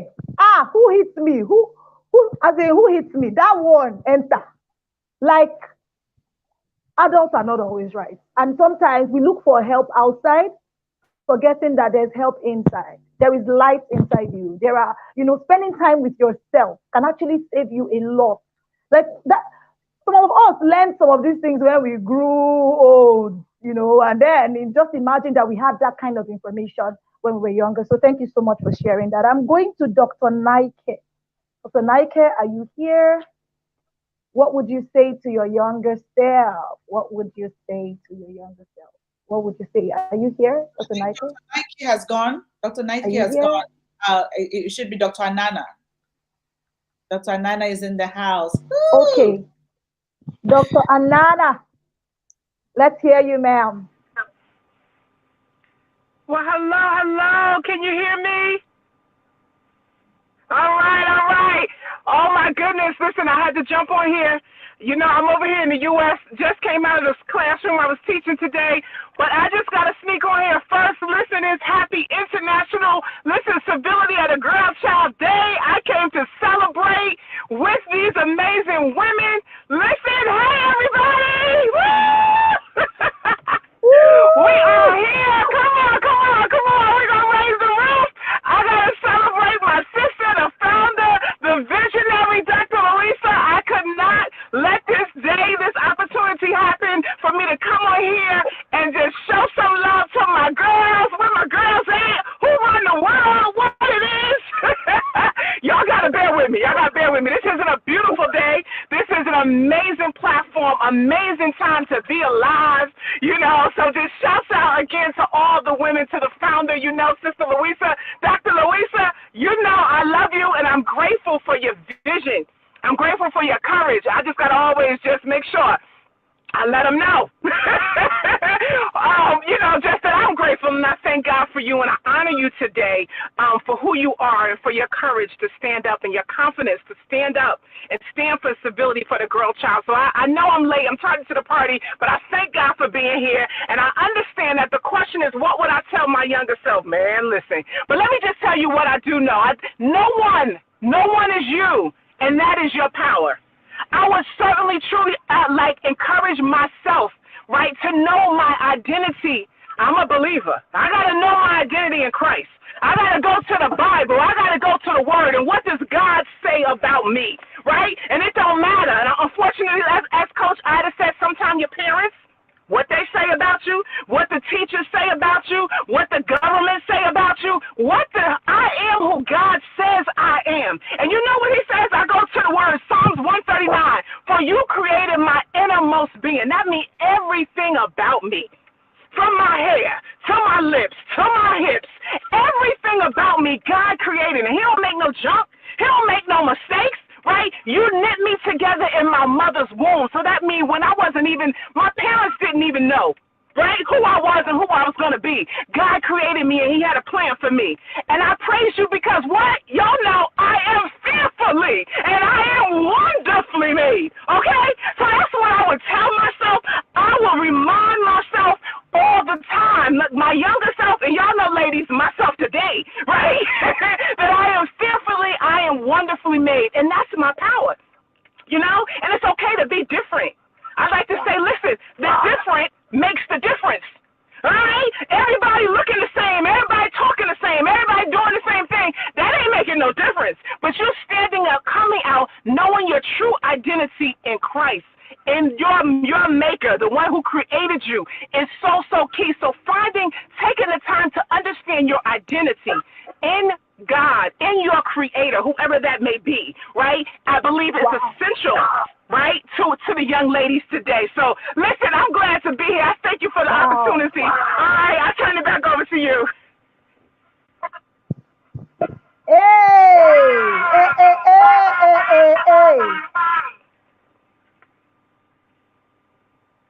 Wow, Dr. Anana came with the fire. Like, what? What? She brought the Black American vibe. You know what I'm saying? Like, oh my God. Wow. Oh man, I feel like standing up. Like it's getting hot in here. What? It's the vibe for me, it's the energy for me, it's the passion for me, it's the everything for me. Like, what? No one is you, and that is your power. I feel like saying, talk to the hands. Like what I used to do when I was decorating, to talk to the hands. Like, oh my God. What does God say about you? There are so many voices, but what does God say about you? People are complaining about that thing because they do not understand. Go back to your maker and find your identity. Hey, thank you so much, Dr. Anana. I'm going to run very quickly now because of time. And it's just a very, very valid question. I mean, we've spoken about what we could say to our younger selves. But one thing that is also very crucial is the mistakes that we make, because in those mistakes are lessons, and in those lessons are wisdom for the younger generation and for someone who's listening. So I'm just going to ask quickly, like, what mistakes did you make? What mistakes did you make as in your younger self, and what lessons did you learn from those mistakes? I'm going to start with Lucia. Lucia, are you there? Lucia, are you there? Dr. Nana. So Lisa should have warned me, so I'd have been finding myself in advance. That fire was there. Crystal, are you here? Lucia, you're muted. Okay. I'm gonna. Okay, you're muted. Here, but she's muted. Please. I didn't hear you. Come again. You mean the question, right? You mean the question? I can't hear. The question, okay. Oh, she says she can't hear. Lucille, I don't know what's going on, but I can hear you, but you can't hear me. Can you hear me now? I can hear you. Yes. Okay, fantastic. So the question was, what mistakes did you make? We've spoken about all the things that we could say to our younger selves. what are the mistakes that you made, and what are the lessons in those mistakes? In 2 minutes, As I said, deep and brief. as I said before, I became a mother at 19. And the mistake I made, actually, I hid it from my mother for almost 8 months. She didn't even know what was happening. And it really stressed me up, gave me depression and things like that. But if it were today, I would share, and maybe things would have been better then. And I would advise that, that's why I say saying no is okay, because if I had the guidance that having relationships and going beyond the relationship without, getting married or something like that was wrong, I would advise young girls that take the process, listen to our seniors' advices, and make a choice of what you want in life. I had no choice because I had no one to talk to. But I've learned now that I can talk to the girls, the young girls there, and it is not all over. Even if you get pregnant at that young age, it's not over. You can still pick yourself and be whom God meant you to be.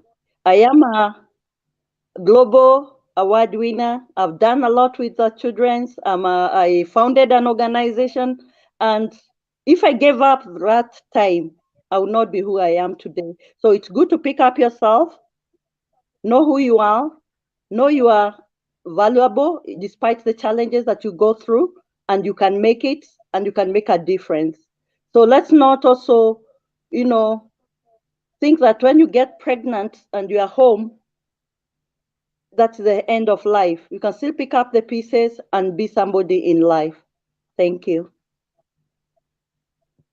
Wow. Thank you so much. Like I always say, it's never too late to live again, even when life knocks you down. And I could relate so much with that. Thank you so much for sharing. And I also think that we that are here, that are mothers, and you that is an intending mother, try to be as close to your kids as possible also. And that also helps. Because sometimes kids might be afraid. And then sometimes it's this feeling of, I don't want to let my mother down because she believes so much in me. I can relate to everything that you said, Lucia. Thank you so much for sharing that. It was heartfelt. Okay, I'm going to Nikimushi. Nikimushi, are you there? Nikimushi, I can't see her Ye- on the stream. Nikimushi, are you there? Yes, yes, I'm here. Yeah.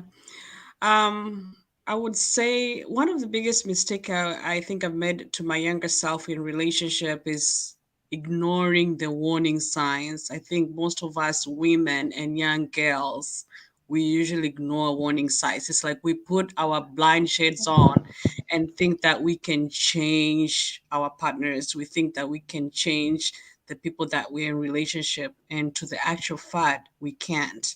So what I've come to learn is that you cannot change people. The only person that you can change is yourself. The only person that you can control is yourself. And it's really up to you. Don't ignore the signs.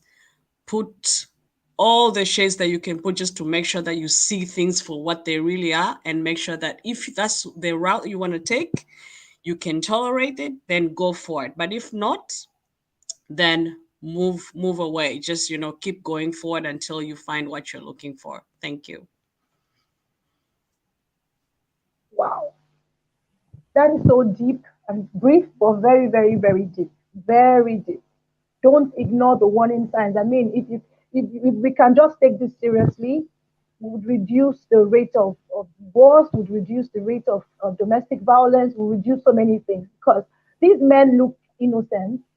I've seen quite a number of men that commit these blunders. There was someone on Instagram recently showing off her marks, very deep marks. And this guy looks like a saint. So I think the warning signs, like they always say, action speaks louder than words. He might be telling you all the sweet nothings, right? But don't ignore the warning signs. I think that was so profound, and that was healing to someone. So if you're in this call or you're in the audience and there's one man that is turning your brain, but he does the things you don't like, this is the time. The reason why this is happening is so that you can learn from the mistakes of others and you don't have to make the mistakes yourself. Thank you so much, Nikki Mushi, for sharing that. Okay, I'm going to Dr. Anana. No, for Kanana's energies, I'll keep it. Dr. Adama. I'll keep it first. Let me go to Dr. Adama. Dr. Adama, are you there? I am here. I am here, and I Dr. apologize. Adama, are you there? Can you hear me? I thought I Can saw you her hear me? earlier. Okay. Yes, I she's am here. here. My connection went out, so I Okay. actually just need a repeat of the question, please. Can you repeat the question? I'm sorry. My connection went out. Okay, okay. I was saying that what mistakes did you make in your when you were in your younger self, and what lessons did you learn from those mistakes? Oh, wow. I think I made a lot of mistakes in rushing, at a young age, not really sinking in that I have a whole life ahead of me. I don't have to just kind of be very quick to make a decision without thinking things through. Because, when you don't see what's ahead and look at how is this going to actually affect you 10 years, especially when it comes to relationships, because whoever you're tied to, that is your destiny. And I didn't really remember that. I didn't see that it's very important who you surround yourself with, because who that person is, that we give to each other, we pour into each other. And if it's something negative, sometimes there's negative things. And I think I made a lot of mistakes in rushing into love, because I just thought maybe no one else is going to love me, so I better jump and do it now. And if I can go back again, I would actually take time to think if this person is going to actually bring me more value or take me down. And then, unfortunately, there are some cases where I decided I needed it. I needed to feel that emotional love, and I actually, you know, I feel like I lost some years of my life that I wish I could get back, because everyone who you're tied to, it matters, what they say to you. And I had some verbal abuse. I had physical abuse. So it's like, you feel like, why didn't I just say, there's something out there better, just slow down. You're young, and you're really trying to listen to not trying to think that if I don't, find someone right away, I'm not going to be a dama. I'm not going to have value. So I would just really pour into my. If I can go back, that's probably one of the biggest things that I did, was just trying to. The first person that said my name right, that doesn't mean that is the person that is your destiny. You have to really take time to think, where do you see yourself? And I think I didn't really take time to look beyond. I was just, this is, today, and I didn't see how it would impact my tomorrow. So I would really go back and just take some time, and even take time to write things out, like really meditate, pray.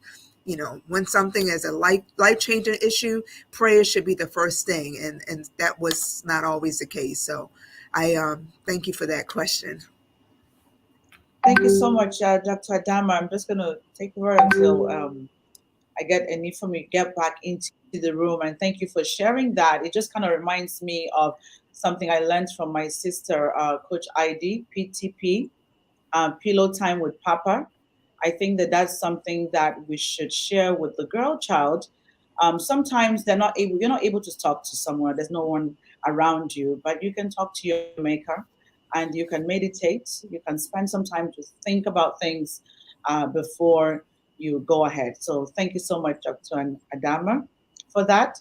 And I'm just going to pass this at this point to Ikalon. Ikalon, what kind of mistakes did you make? And what are the Okay. All right. Thank you for this opportunity to share. Okay. As a young girl, I never acknowledged anything good about myself. And I always saw all the faults in me. So it made me have very low self esteem. And looking back, I'm like, that affected me because it didn't allow me to grow and build up. It took many years for me to start appreciating that I am enough, that I'm beautiful. I never knew that I had all this. And I always moved around very lonely. I was alone. I thought I couldn't make friends because I never appreciated what I had going for me. And I don't know what happened, that the memories of goodness just shut off my brain, only fall. So right now, I'm intentional about, you know, recording my little wins. I want to encourage every girl out there, no matter how small. Neatest girl in class, people say you look beautiful, take it. I think we need to be more mindful. We need to be more intentional about the things we do. And like, yes, I actually won this debate. I actually won a particular subject. I got the highest or second to the highest. Let's begin to appreciate the little wins we have. And when we put it on a dashboard, like visualization, it helps to build your confidence. Because I never had it memorized, everything I saw by myself was doom. I was shy, I was timid. It took someone many years after, my classmate in school, to see me on Facebook to tell me how I came first in class. I never knew it was me, but somebody told me that. And I was like, what happened? I forgot that. So I think right now I'll be more intentional about my wins so that I can celebrate it and it boosts the confidence that I'm able to do more. That's what I would like to share. Wonderful. Wow. Okay. I really love that because it talks about self-esteem, and I can relate so much with this. I feel like when someone tells you your hair is nice and you're like, oh, this hair is 5 years old, I always say that it's an indication of lack of self-esteem when you cannot accept a compliment and you have to go to something that is wrong about that thing. So I really like that you mentioned that. And I want to say to everyone listening that I want you to take advantage of the Leadership Academy by the Women Who Win Africa, because you can build your confidence with things like this, with initiatives like this. When you find yourself in a room, one of the speakers mentioned that she would have loved that she was more exposed. Sometimes one man will just put on AC, AC inside car, and that's the end. Or you go out somewhere you've never been before. But when you're with women of like minds and you're able to expose yourself to things, take yourself out. I feel like this point you just raised is really, really valid. Like, there are many things great about yourself. Please, can you focus on that and stop thinking about the other things that are not cool? Okay, Dr. Anana, the energy queen. I've renamed you to the energy queen. Tell us. Yes. I love it. I love it. So, the thing that comes to mind about a big mistake is playing small so others can feel big. Oh, my goodness. All the time, very often, we shrink. We don't shine our light. We don't speak of the things and the visions and the thoughts and the things that we know of. We don't use our voice, right? Because, we have to preserve the ego and the environment and, whatever it is, right? So the status quo. So I definitely feel like that, especially the girl child, right? There's already certain expectations and standards that are already set for the girl child. And he gives, the female, the girl child ideas and visions and dreams. And because they don't fit in the environment that I'm in, right? And especially, let's talk about it, when they don't fit, I have to do certain things as a girl, as a female, as a woman, right, to make sure that I don't bruise the ego, right, of the man, right, of the boys, right? So I might be good at soccer, at football, but I can't be too good because, the boys is not going to like that. They're going to pick on me. They're going to, ostracize me, and even sometimes even, be violent or abusive to me because of who I am and the gifts and the visions that God has given me on so many levels. So a biggest mistake that I know that I have done is really shrinking, right, and not being as big and not doing the things that I know that God has told me to do. He has imparted this in me for a purpose, for a time and a season, and it is now. So that's shrinking, becoming small, making my ideas, my thoughts, my feelings small or less than because I'm trying to make someone else big. It is a big mistake of that. And the big thing that I think about, of course, in relationships, right, is because in environments, right, they say, if you're the biggest fish in the pond, you need to get into the lake. It's time for you to go into the ocean. And so if I am around people that I feel like I have to shrink, then I need to get into a different environment. These are not my people. I need to be around people like these amazing people, you know, women that are here, I need to get environments where people are doing things bigger, right? And I don't feel like I have to shrink to do that. So I can say for me as myself being a teenager, you know, growing up is a lot of, I felt a level most times that I had to shrink. I can't do that. I can't say that. I can't be that because I had to preserve the people around me and try to make sure that I was helping them to be big. Wow. Hey. Oh, wow. Stop shrinking. Shine your light. Summary, shine your light. Don't light, you cannot light a candle and put it under a bushel. God gave you light. Shine it. And stop looking at other people as your standard. Look at God as your standard. Take that assignment that God gave you and run with it. The time is now. It is now o'clock. There is no time again. Oh, you need to get on it fast, fast. Okay, I'm going to Edina. Edina, over to you. Let us know what are your mistakes and then your lessons.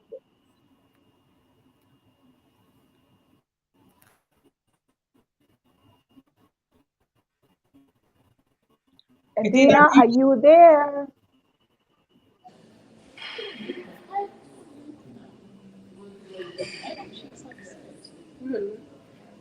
I'm here.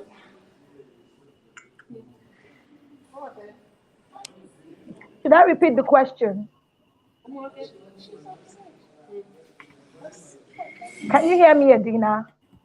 I can hear you. I can make my Okay, should contribution. I repeat the question? No, I got the Should I repeat question. the question? Should I repeat the I question? got it. Okay, fantastic. Go ahead, please. Okay, Go ahead. the mistakes I made, I want to pick from the last speaker, shrinking myself, and that is because of self-sabotage and the imposter syndrome. I'm still struggling with it, but I'm somehow there. Uh, I didn't start serving and doing what I do much harder. That is one of the mistakes. I imagine I could have changed a lot of lives and the destiny of many girls in my community. I also made a mistake of never building blocks in terms of friendship. Now I'm very intentional of who is my friend and who I surround myself with. Never getting a mentor much early is a mistake I made. Now I know better. Another thing also, another mistake that I think I made in my life is not being consistent with my academic, progressing in my studies. Like immediately I finished my bachelor's, I needed to do my master's and start my PhD. Now I'm literally struggling to do my PhD. That is a very big mistake. Another mistake also I did is being hard on myself wherever I could fail in an assignment. Now I know that failing is part of the journey, and the most important thing is taking the lessons that I get from my failed situation and my failed adventures and that. And it's okay to fear. I used to think that I'm the only one who fear, even when I'm going to speak. I feel like, oh, my stomach is crumbling and such. Now I know that fear is just part of human being. You just fear and do it anyway. Those are some of the lessons that the mistakes I made and the conclusion in terms of the lessons I've taken. Dr. Ruiza and our moderator today, I want to request to step out to sort some emergency. And there is this point I wanted to put a close because we are talking about building our girls, grounded in civility, and we are celebrating the day basically today.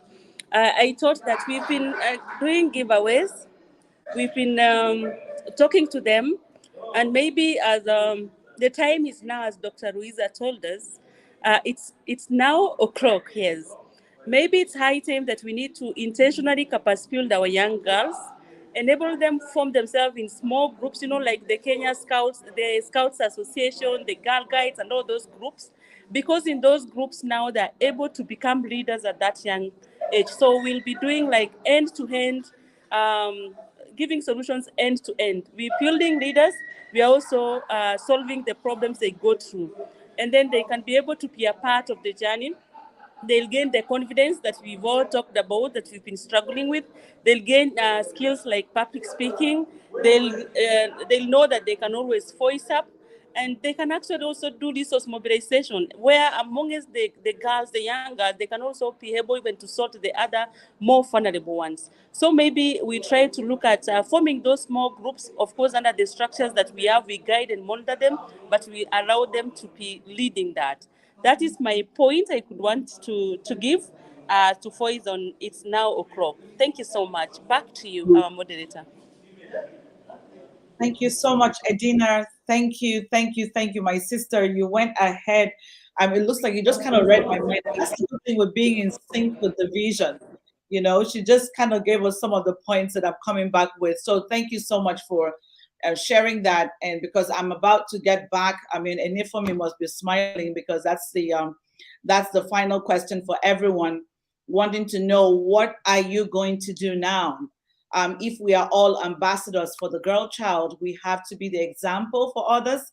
And what are we willing to do now? And it's not one of those that you're going to drop it and leave it, because next year I'm going to ask you, we're going to check on you to make sure that you did that. What are you going to use your platform for? A lot of us are already doing so much, but we've seen that the problems of the girl child are increasing by the minute. So what are you going to begin to do right now? Thank you so much, Dina. I understand what is going on. You already shared with me. Thank you. I love you, my sister. Thank you so much. So I'm just going to pass this to Coach ID to share with us her mistake and lesson before we kind of start bringing this to a close. Over to you, Coach ID. Thank you, Louisa, and great insight, ladies. Can I beg to differ? Because when I heard about this program, I had something that I had in mind, a burden, real burden, that I really want to share because I love the topic that says now o'clock. Now, 4 months ago, I lost a woman. She's this person that sells for Nigerians, we call it Gary in the market. So I buy from her and I've been buying from her for months. She has 3 children. Her son is 26, there's a 24 and 20. And I got curious. I said, when did you get married? She got married by the age of 19. I said, wow, how old are you? She said 47. I'm like, woo, 47? This woman actually looks like 50, late 50s. And I know her story because she hustles a lot. Her husband is doing little but nothing. So she's the one putting the children, she was the one putting the children in school, she's the one fending for the family.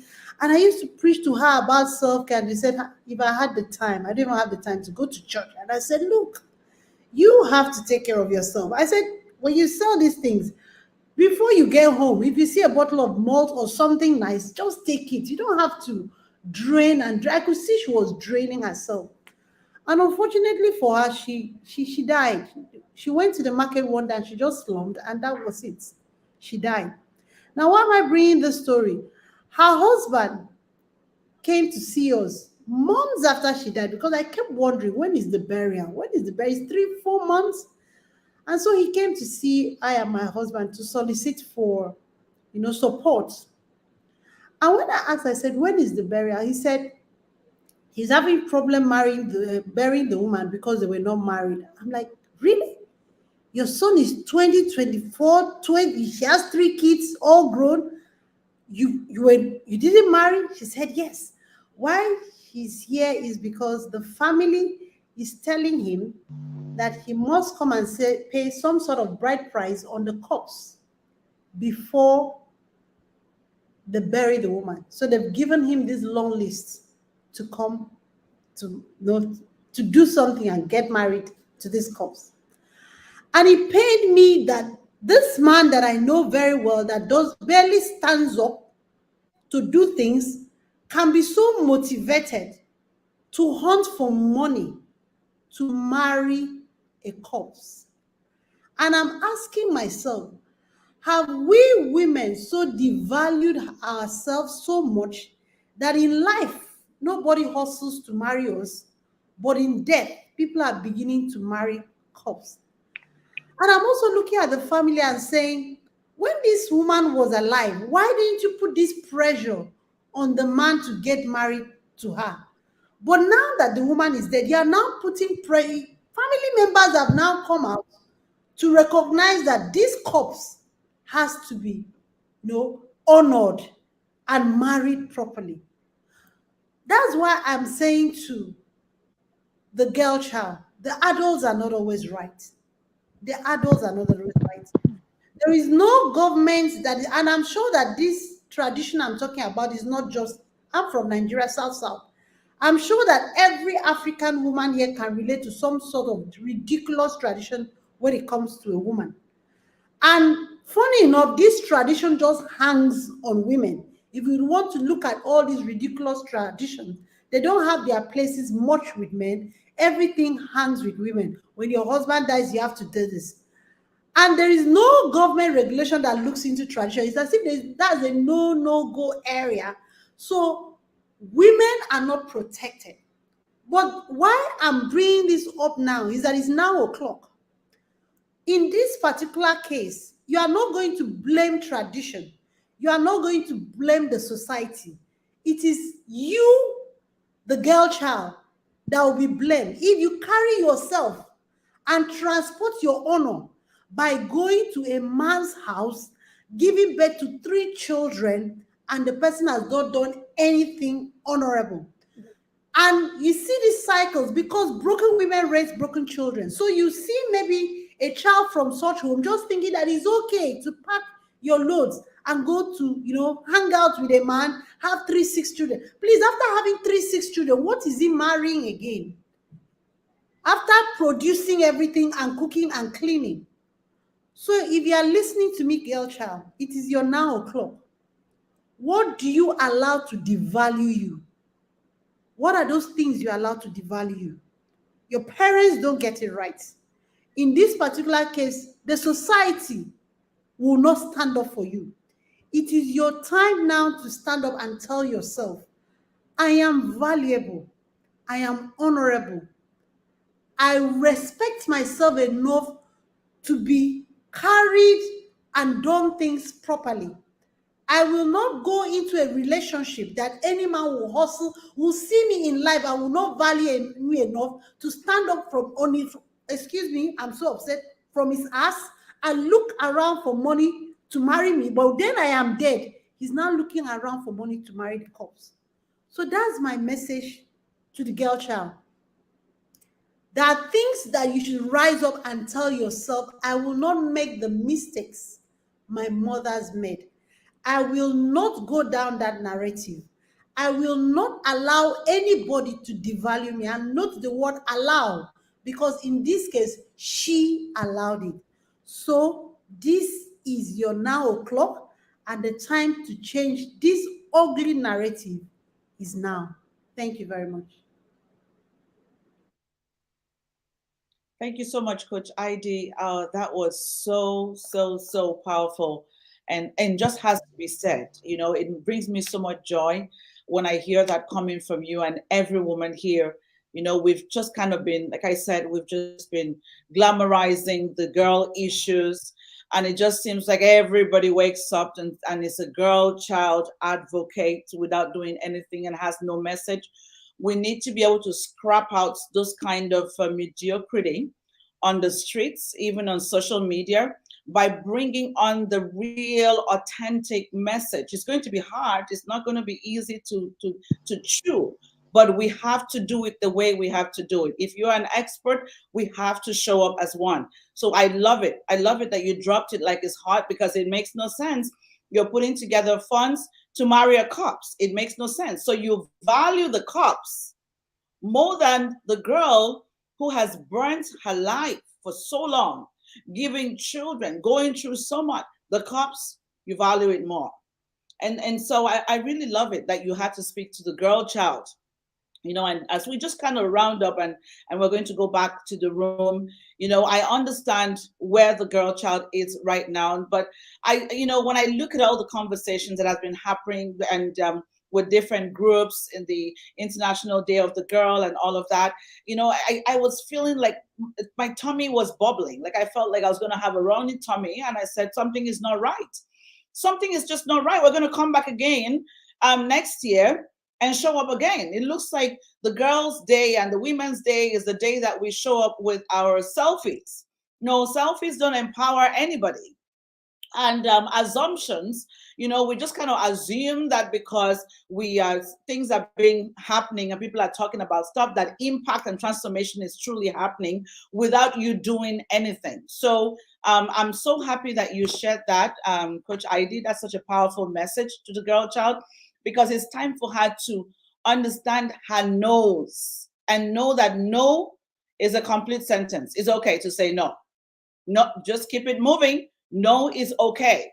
You don't need to add anything else. You can do it, you can do it. Keep it moving, because that will control and curb a lot of the problems that the society is dealing with. People are beginning to take us as jokers, because it's like the women's issue, the girls issue, what is going on. But now we have to go back to the nitty gritty, go back to the drawing board.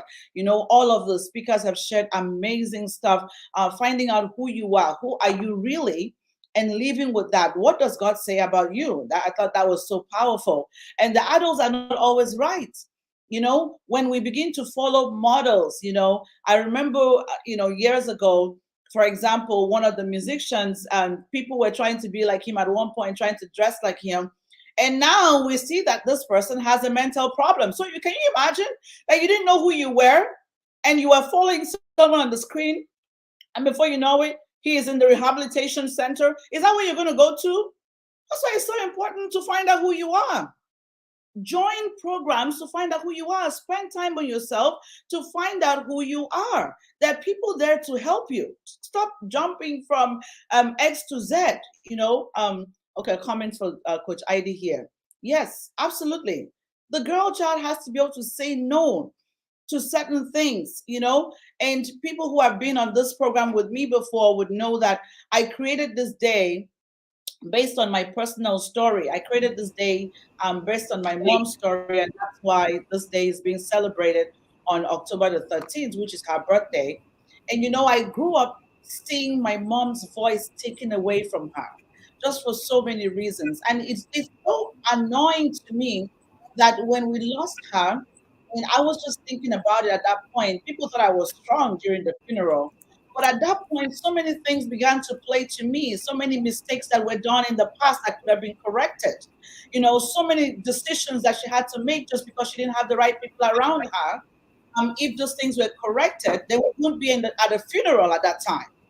Thank God, God blessed her with a good number of years, 70 something, that she would have done better. Because her life was never the same again after divorce. And now, with what we know today, divorce is not the end of life. You can keep going. But at that time, she did not know that. It was like you're divorced, you had a stigma, you had a stain, you can't say anything in the society, nobody wants to hear from you. Your family is like, hey, no, zero, no, we don't want to hear from her. She has nothing to say. But if she knew what she knew today, she would just know that that was just an occurrence and keep it moving. But she allowed that she didn't know any better. That was all that she had. So that's why we have to intentionally create the platforms for the girls. We have to work with them. We have to hear from them. And girls, please reach out to people. Don't just say, oh, I'm so inspired by you because of someone's photograph. Don't be inspired by photos. Be inspired by the work they're doing. Okay. Coach ID, if you're inspired by Coach ID, it has to be the work she's doing. It has to be her message, not the photo. The photo is going to change in 30 years. So please pay attention to what we're doing. Get involved. This is not only for adults. This is for girls. I want to see girls ambassadors that are girls. The minute that you have found that awareness, or you found yourself, try to unlock other people. So many girls are on social media. What are you using your social media for? Can you get on your page and try to educate other people? We should be able to create more communities. Can you imagine having a girl child community that is headed by a girl? I'm sure that we'll have thousands of people, because girls can learn better from girls. But girls continue to think that they have to be spoon-fed. It shouldn't be so. So please, at this point, we're going to wrap things up. Ambassador Sams, it's great to have you in the house. Thank you so much.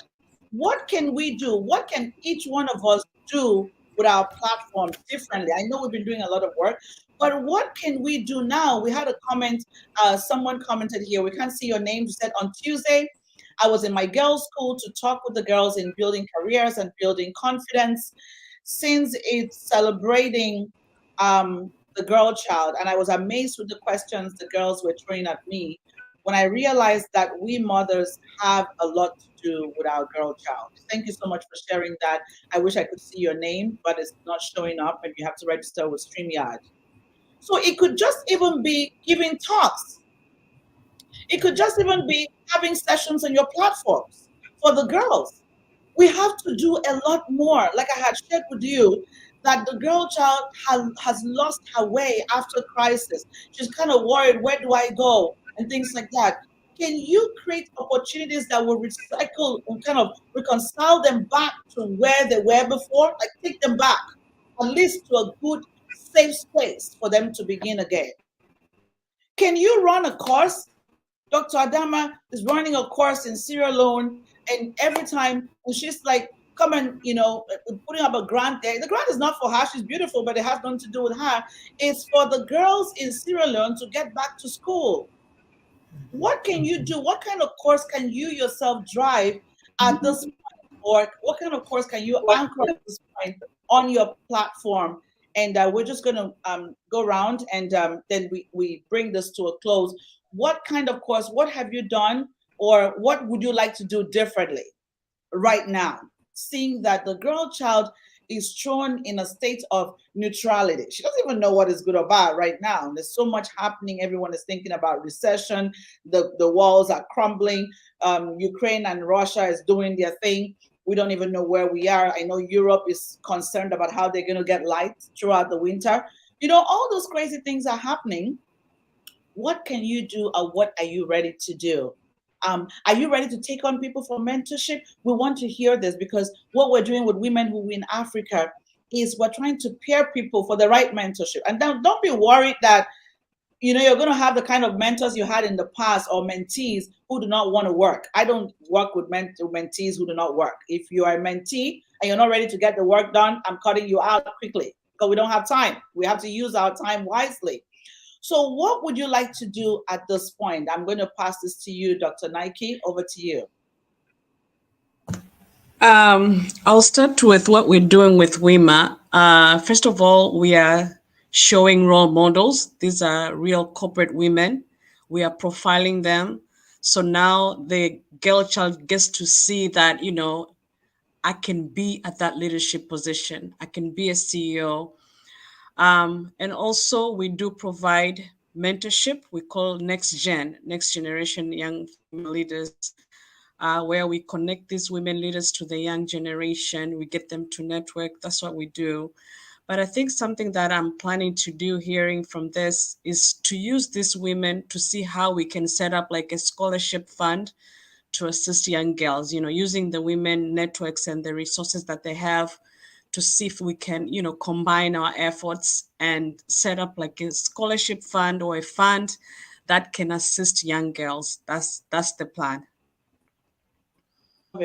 I love it. Thank you so much. Thank you. And WIMA, of course, we're working very closely with WIMA.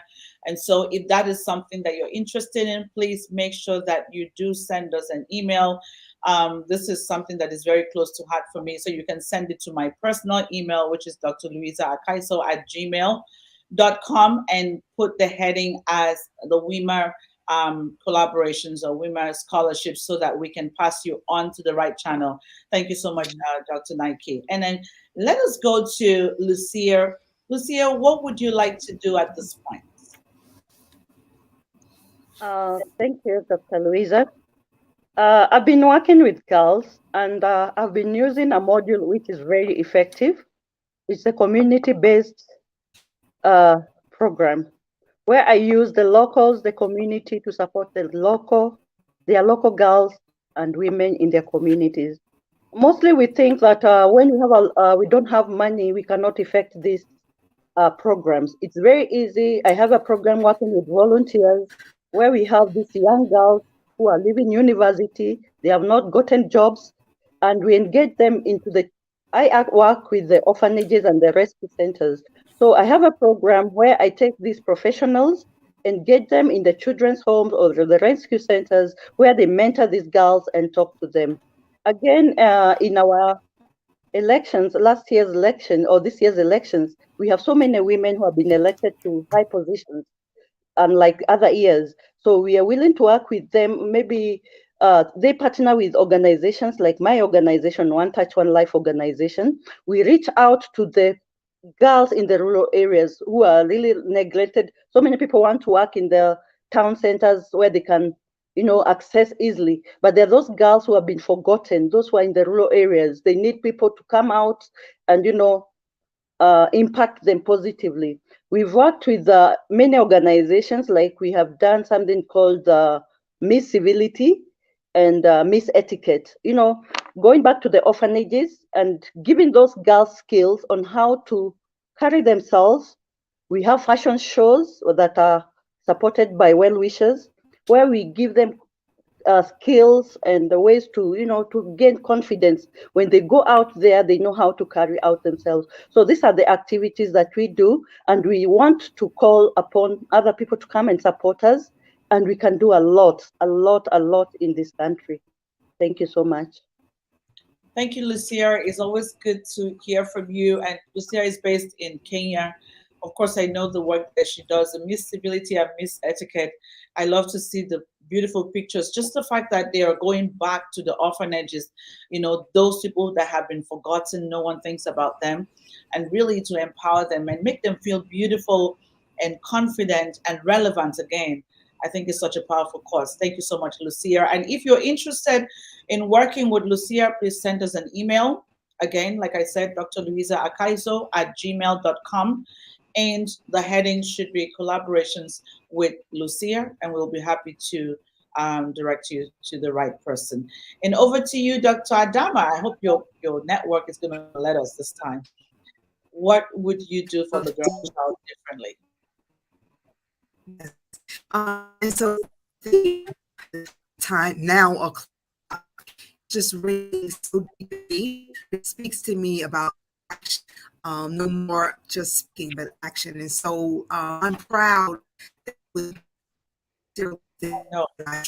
we cannot hear you. Can you turn off your mic? Turn off your camera. Maybe it might help the mic. I don't know. Let's just try that. You can't hear me now? Not so clear, but can you hear me now? Okay, let's try this. Okay. Quick. I'm so excited because at Impact Sierra Leone, we have launched the program a little year ago, Seeds of Life, and it has grown. And so one of the things I know I've always had is a platform through social media and just meeting so many people. And so I wanted.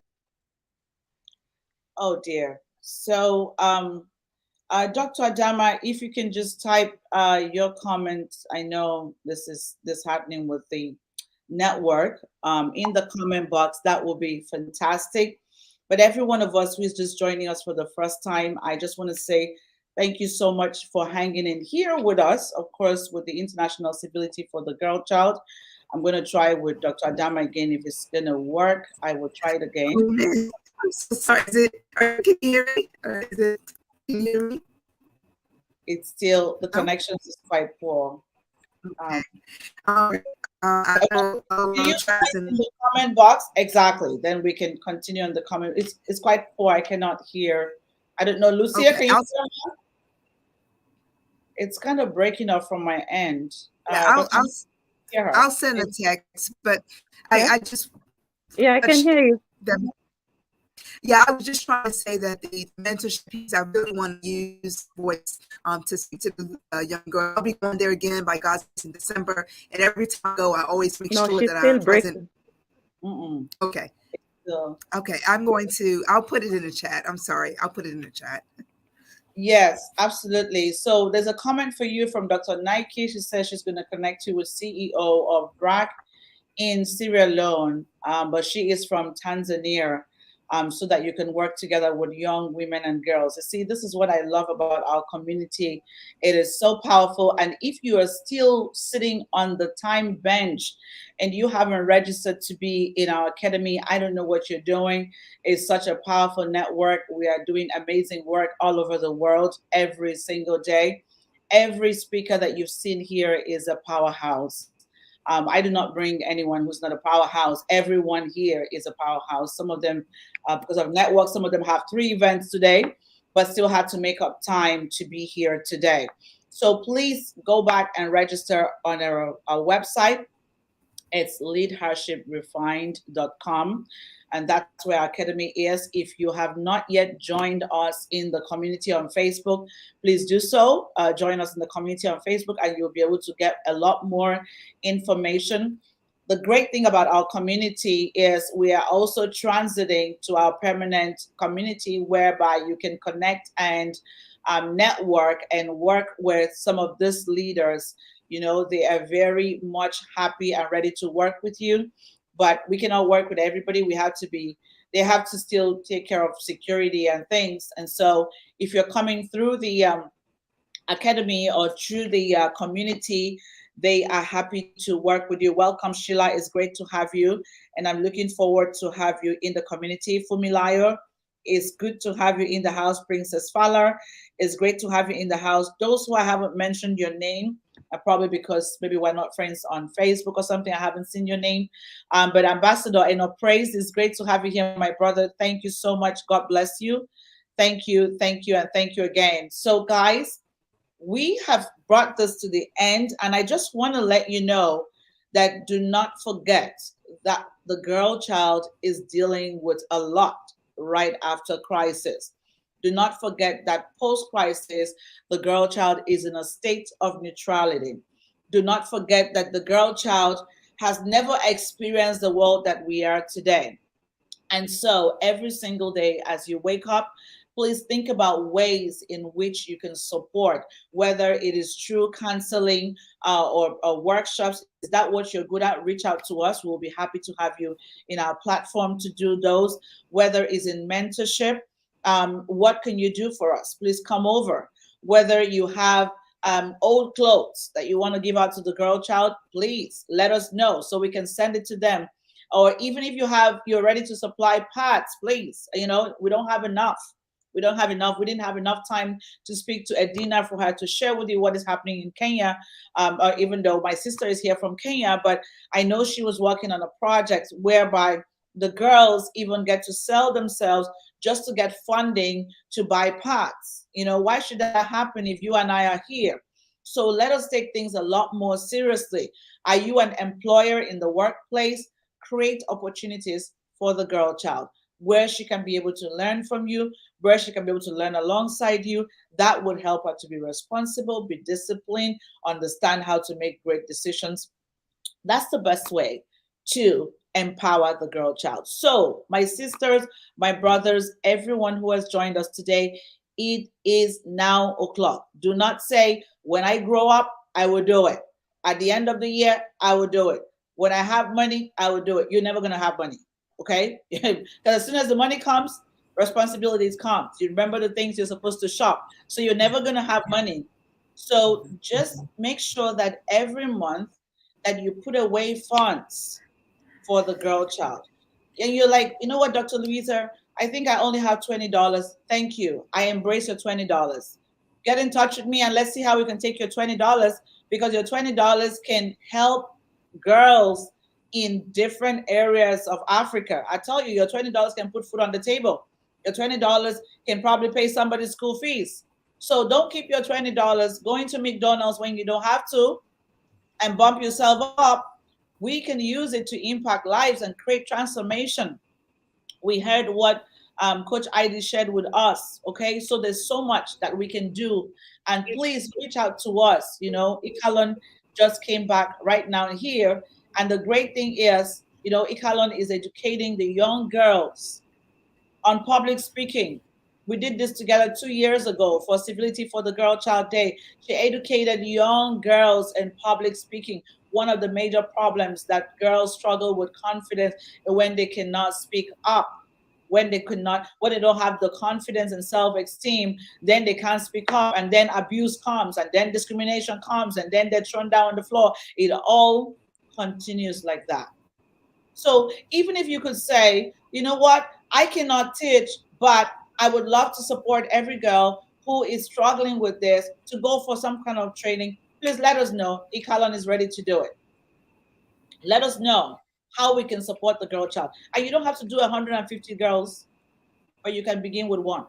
You can begin with one. What can you do with one? Because that's what we always think, like, oh, how many people can I do this? And my thought process is, how can I help one person? Just one. One is okay. When I'm done with one, we get to the next one. What can you do? So please get in touch with us on our Facebook, LinkedIn. We're there. We're everywhere. We're in all the great places. Get in touch with us. Send us an email and let us know how we can do this again together. Let us know how we can chase or attack the elephant in the room, which is what all the challenges that the girl child is facing. So thank you so much for your time. It was wonderful to share the moments with you. I don't know if does anybody have something else to say before we close out? Does somebody want to say something? This is a very inclusive platform, and it is for all of us. But otherwise, I just want to say a big thank you to you, and I'm looking forward to working and serving with all of you. To all of the panelists, you are amazing. I love you. You already know that, but I'm just gonna say it again. I love you very much. Thank you, thank you, thank you for the work that you do and continue to do. God bless you. Have a wonderful night. Thank you so much, everyone. And Thank bye for you. now. Bye bye.